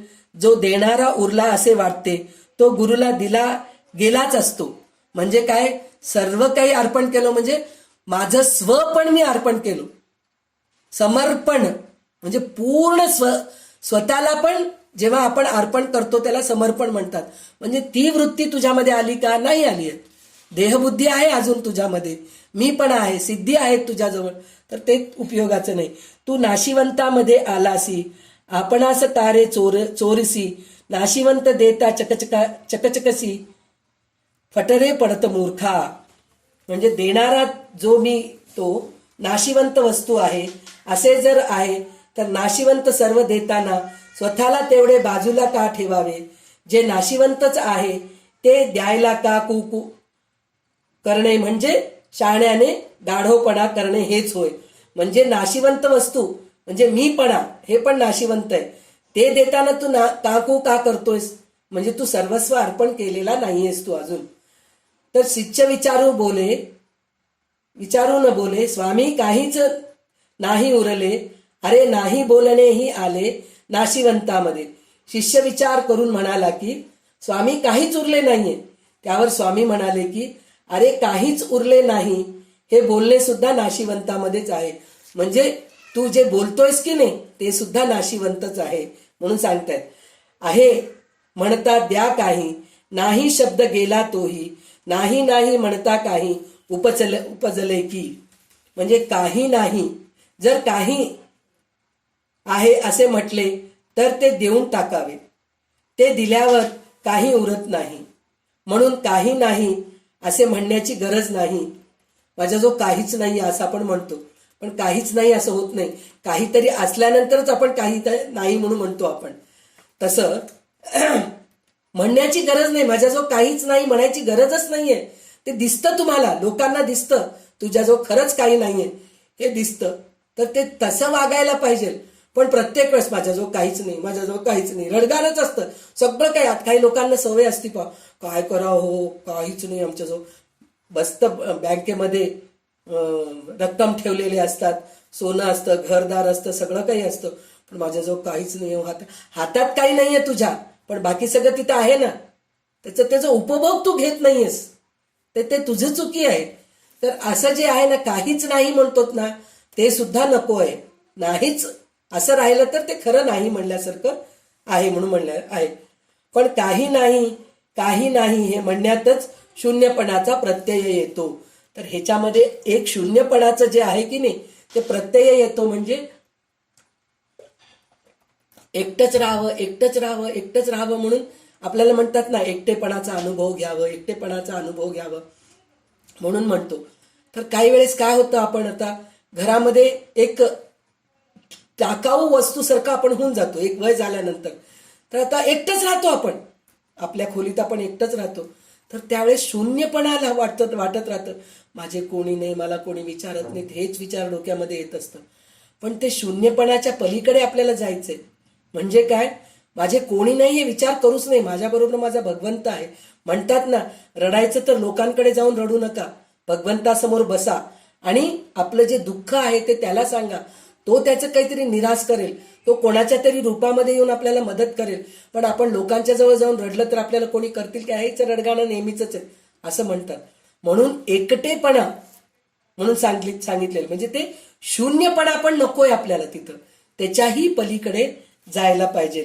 येथे शून्याचा निराश झाला, आत्मा सदोदित संचला, पाहो जाता साधकाला ठावच नाही. येथे शून्य मिथ्या ठरते, ते नाहीसे होते. मग सदैव प्रकाशमान असणारा आत्मा सर्व ठिकाणी व्यापून आहे असा प्रत्यय येतो. आत्मा प्रकट झाल्यावर साधकाला स्थानच उरत नाही. म्हणजे हे एकटेपणाचं जे निघून जातं की नाही, माझ्यासोबत भगवंत आहे, मी आनंदात आहे, मला काही कमी नाहीये, ही वृत्ती जेव्हा हे होतं की नाही, ती समाधी स्थिती आहे. म्हणजे तिथं जे आहे की नाही, आत्मा प्रकट झाल्यावर साधकाला स्थानच उरत नाही म्हणून सांगतायत. म्हणजे इतकं तो आनंदामध्ये राहतो, स्वानंदामध्ये राहतो.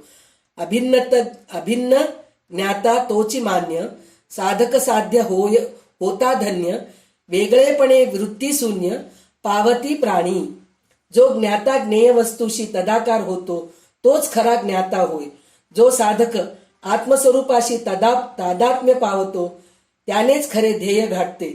स्वस्वरूप होऊन जोपर्यंत वेगळेपण आहे तोपर्यंत वृत्तीला फार तर शून्यपणा आणता येईल. म्हणजे स्वरूप स्थितीला जाताना शून्यपणातूनच जावं लागतं. म्हणजे तिथं काहीच नाही असा आपल्याला अनुभव येतो, पण नंतर त्या गोष्टीचा अनुभव येतो की नाही, आनंद, आत्मानंदाचा, तो अनुभव शेवटचा आहे.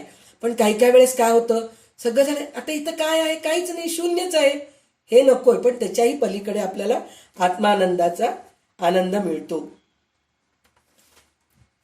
वेगळेपणे पाहो जाता मोक्ष न जोडे सर्वथा, आत्माही दिसेसा नाही मता, वरपडे होती प्राणी.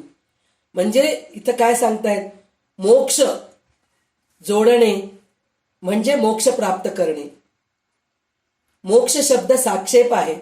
आज बंधनाची अथवा पराधीनतेची अवस्था आहे, त्याच्या उलट मोक्षाची अवस्था असते.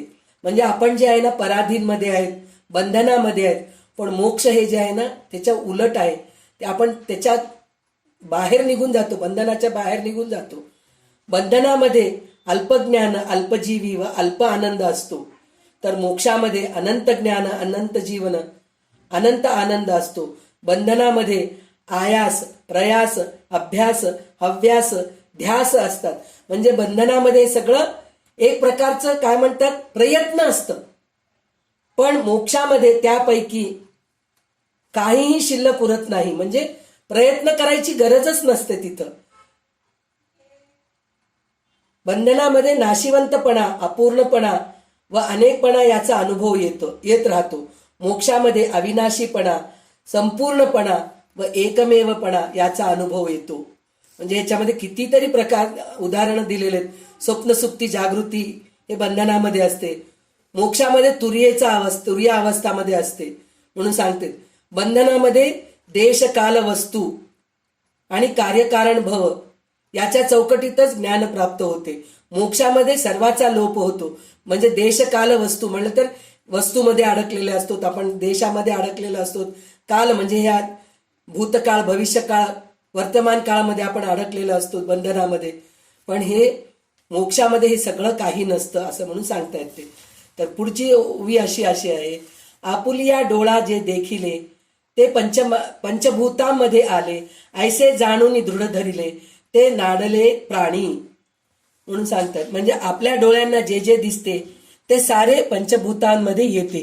त्या पंचभूतात्मक दृश्याला जे घट्ट धरून बसतात ते फसतात. म्हणजे दृश्यसृष्टीला पंचमहाभूतांपैकी जे आहेत की नाही, त्याला जे धरून एकही गोष्ट पंचभूताला सोडून नाहीये. कोणतंही गोष्ट घ्या तुम्ही, पंचभूतांपैकी एक तत्व त्याच्यामध्ये आहेच आहे. पृथ्वी तत्व तरी असते, अग्नी तत्व तरी असते, पाणीचा तत्व तरी असतं, वायू तत्व तरी असतं, आकाश तत्व तरी. म्हणजे प्रत्येकामध्ये पंचतत्व आहेतच. तर त्यालाच घट्ट धरून बसतात आपण. तर त्याच्यामुळे आपण फसतो. म्हणजे आपल्याला त्याच्या पुढे आत्म्यापर्यंत जाता येत नाही. जो पंचभूतांचा दास तयास मायेमध्ये वास, भोगी नीच नव्या सावकास पुनरावृत्ती. जो दृश्याचा ताबेदार असतो त्याला मायेच्या राज्यात राहावे लागते.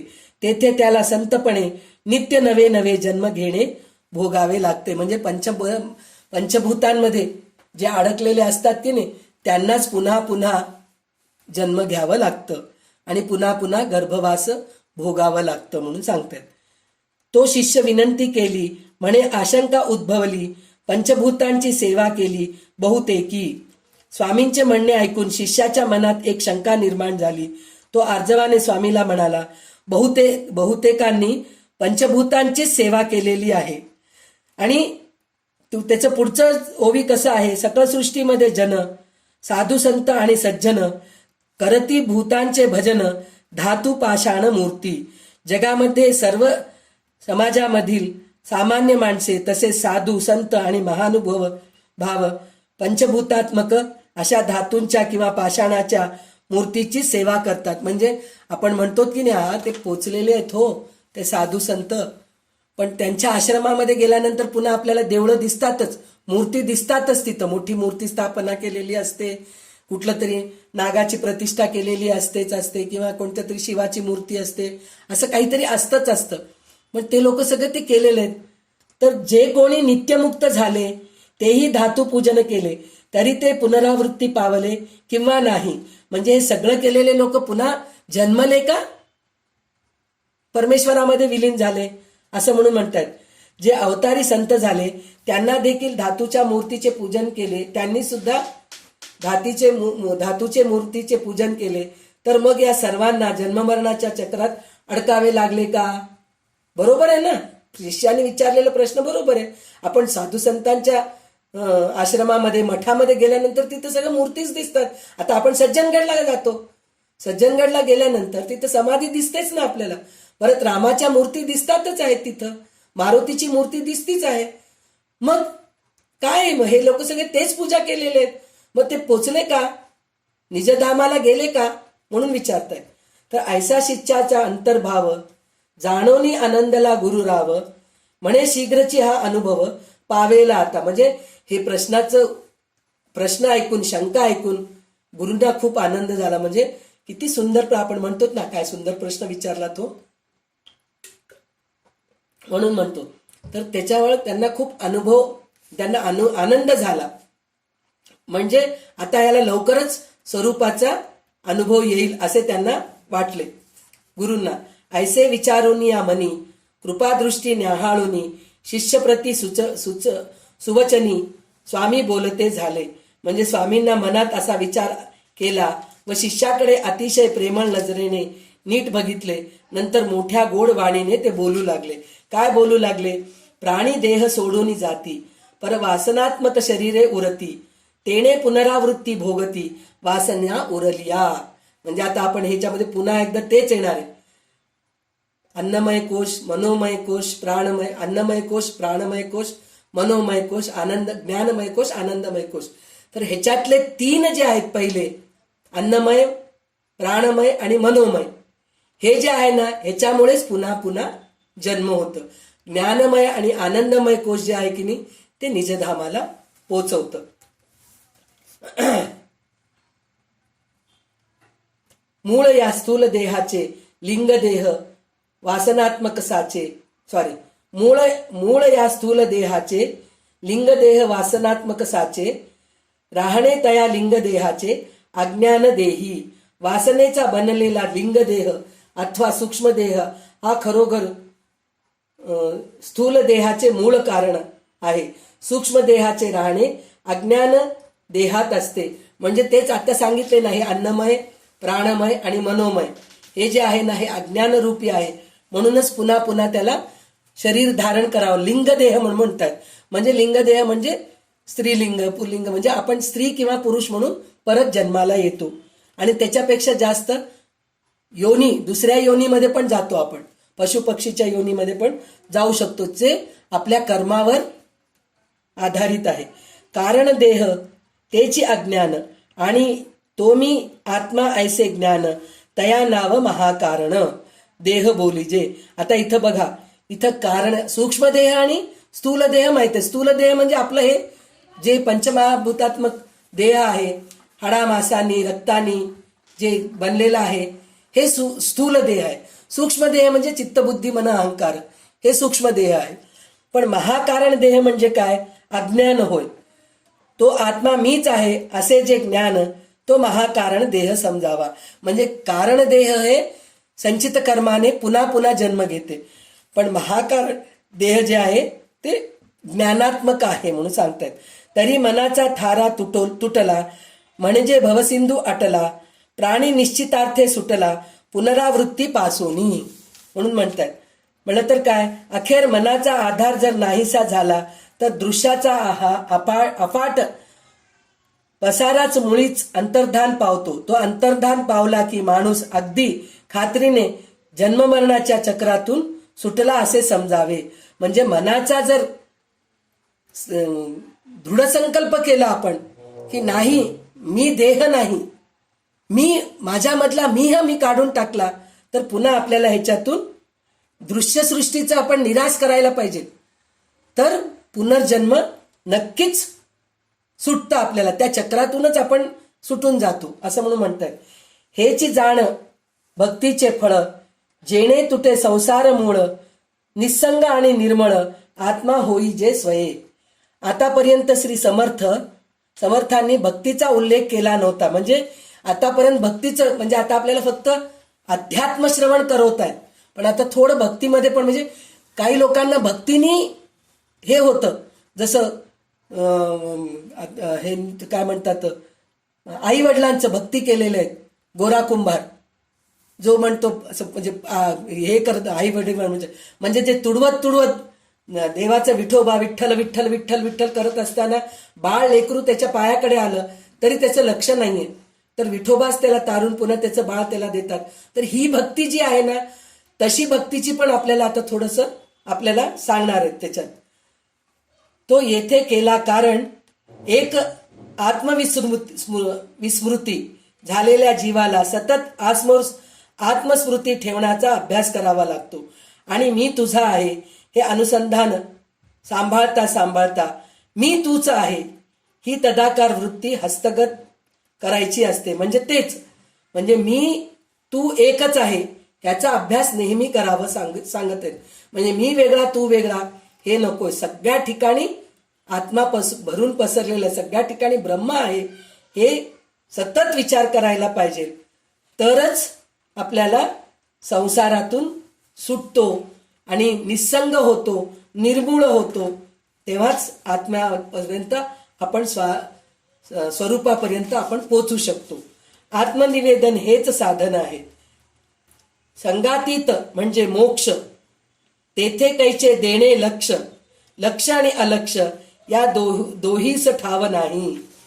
म्हणजे मोक्ष म्हणजे संपूर्ण आसक्ती रहित होणे. आसक्ती निशेष सुटली की लक्ष द्यायला लक्षच उरत नाही. लक्ष गेले की अलक्ष जाते, मग दोहींना अवकाश उरत नाही. म्हणजे हे खूप शेवटची स्थिती आहे. म्हणजे कुठल्याच गोष्टीकडे आपण लक्ष द्यायचं नाहीये, फक्त स्वरूपामध्येच राहणं, स्वानंदामध्येच राहणं, ही स्थिती येणं आहे. तर तिथं दोन्ही वेगळे राहत नाहीत, एकच होऊन जातात असं सांगितलेलं आहे. आत्मा म्हणून देणी आस मिठी, घालू जाता मोक्षाची तुटी, म्हणून या उठी आत्मनिवेदन करावे.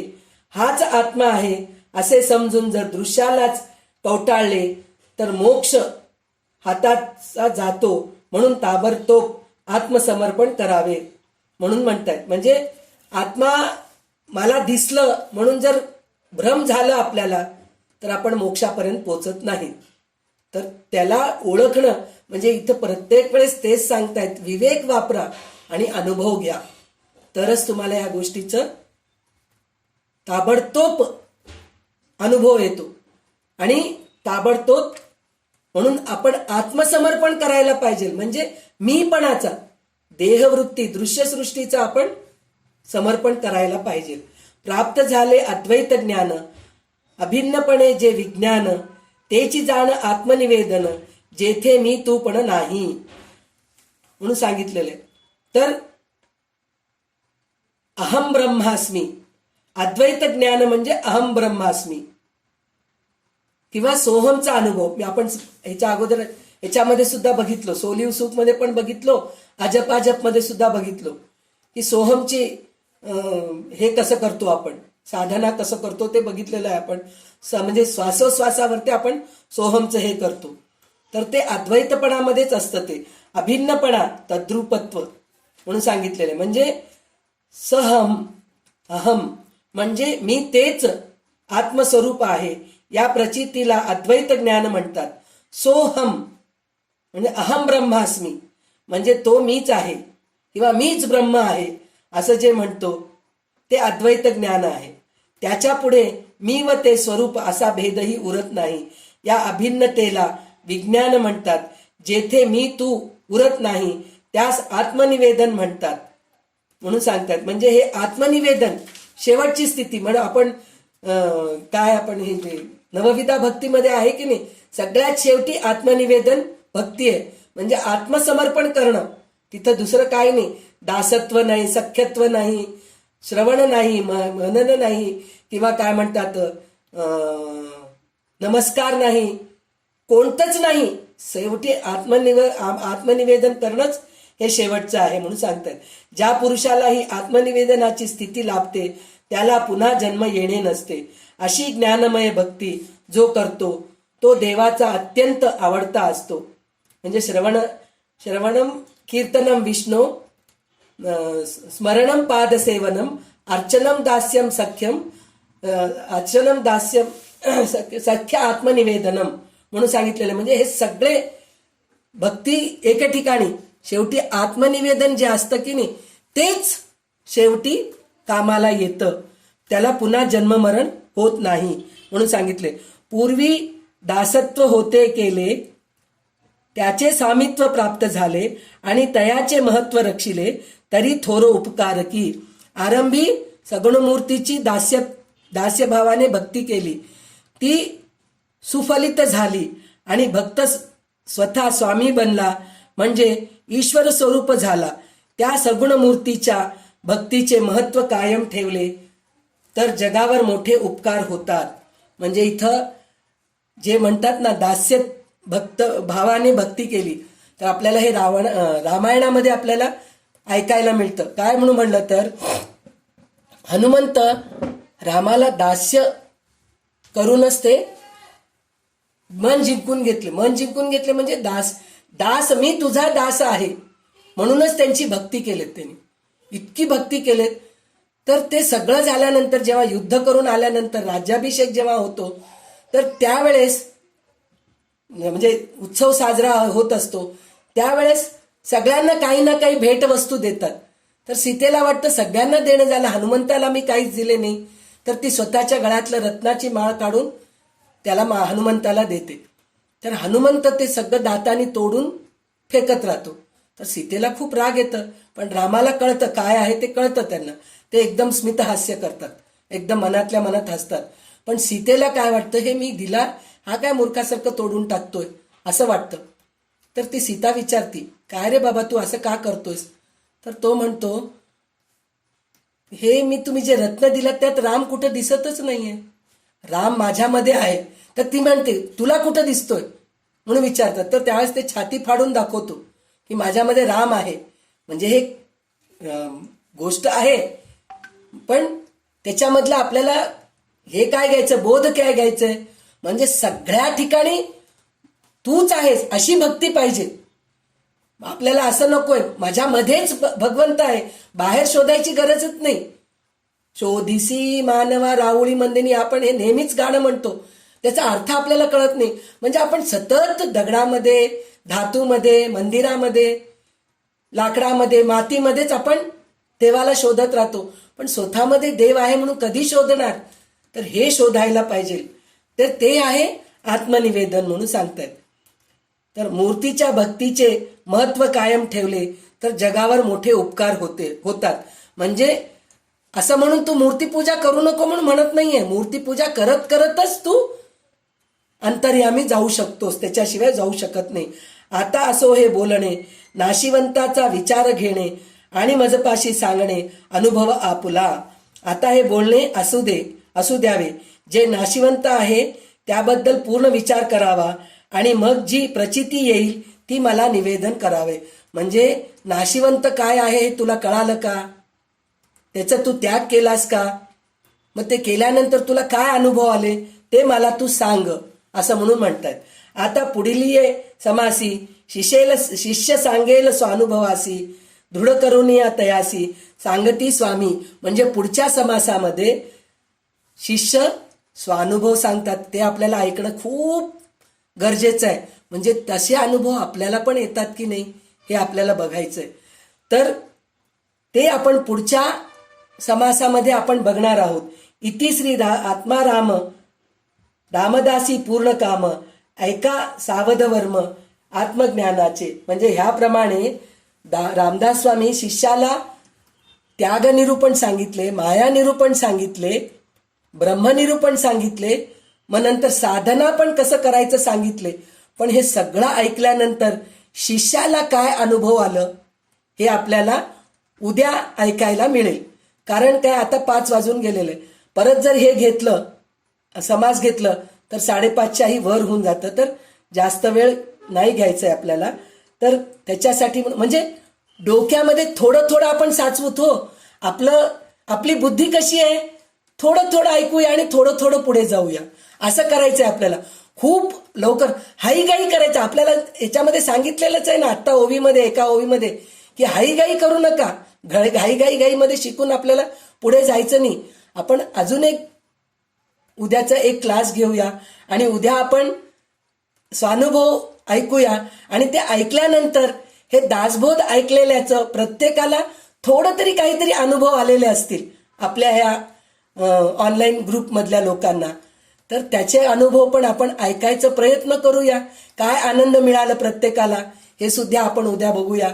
तर आज आपण इथेच थांबूया. तर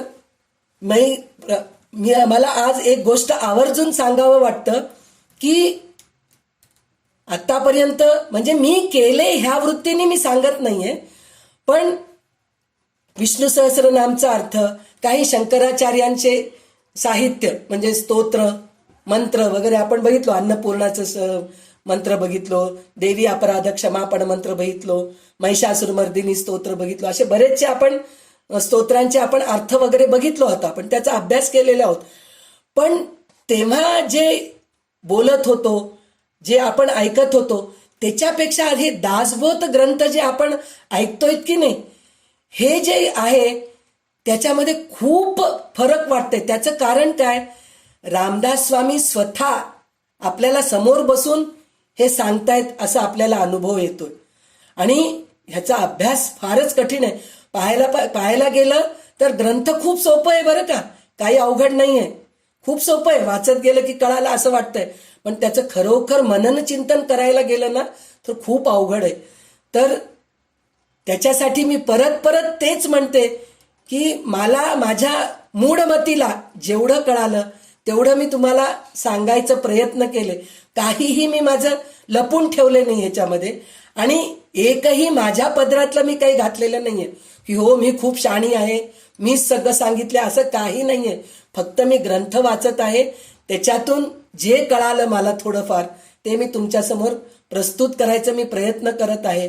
तर ह्याच्यात खरोखर जर काही कमीपणा असेल तर ते खरोखर माझ्या अभ्यासातच कमी आहे.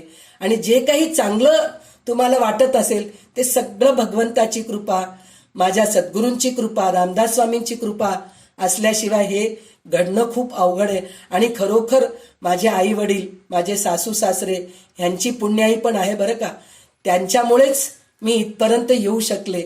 तर त्यांना सगळ्यांना वंदन करून मी आज इकडंच थांबते. तर जय जय रघुवीर समर्थ. शुका सारिखे पूर्ण वैराग्य जाचे, वशिष्ठा परिज्ञान योगेश्वराचे, कवी वाल्मिका सारिखा मान्य ऐसा. नमस्कार माझा सद्गुरु रामदासा, सदा सर्वदा योग तुझे घडावे, तुझे कारणी देह माझ्या पडावे. उपेक्षू नको गुणवंता अनंता, रघुनायका मागणे हेची आता. उपासनेला दृढ चालवावे, भूदेव संताशी सदा लवावे. सत्कर्म योगे वय घालवावे, सर्वामुखी मंगल बोलवावे. जय जय रघुवीर समर्थ.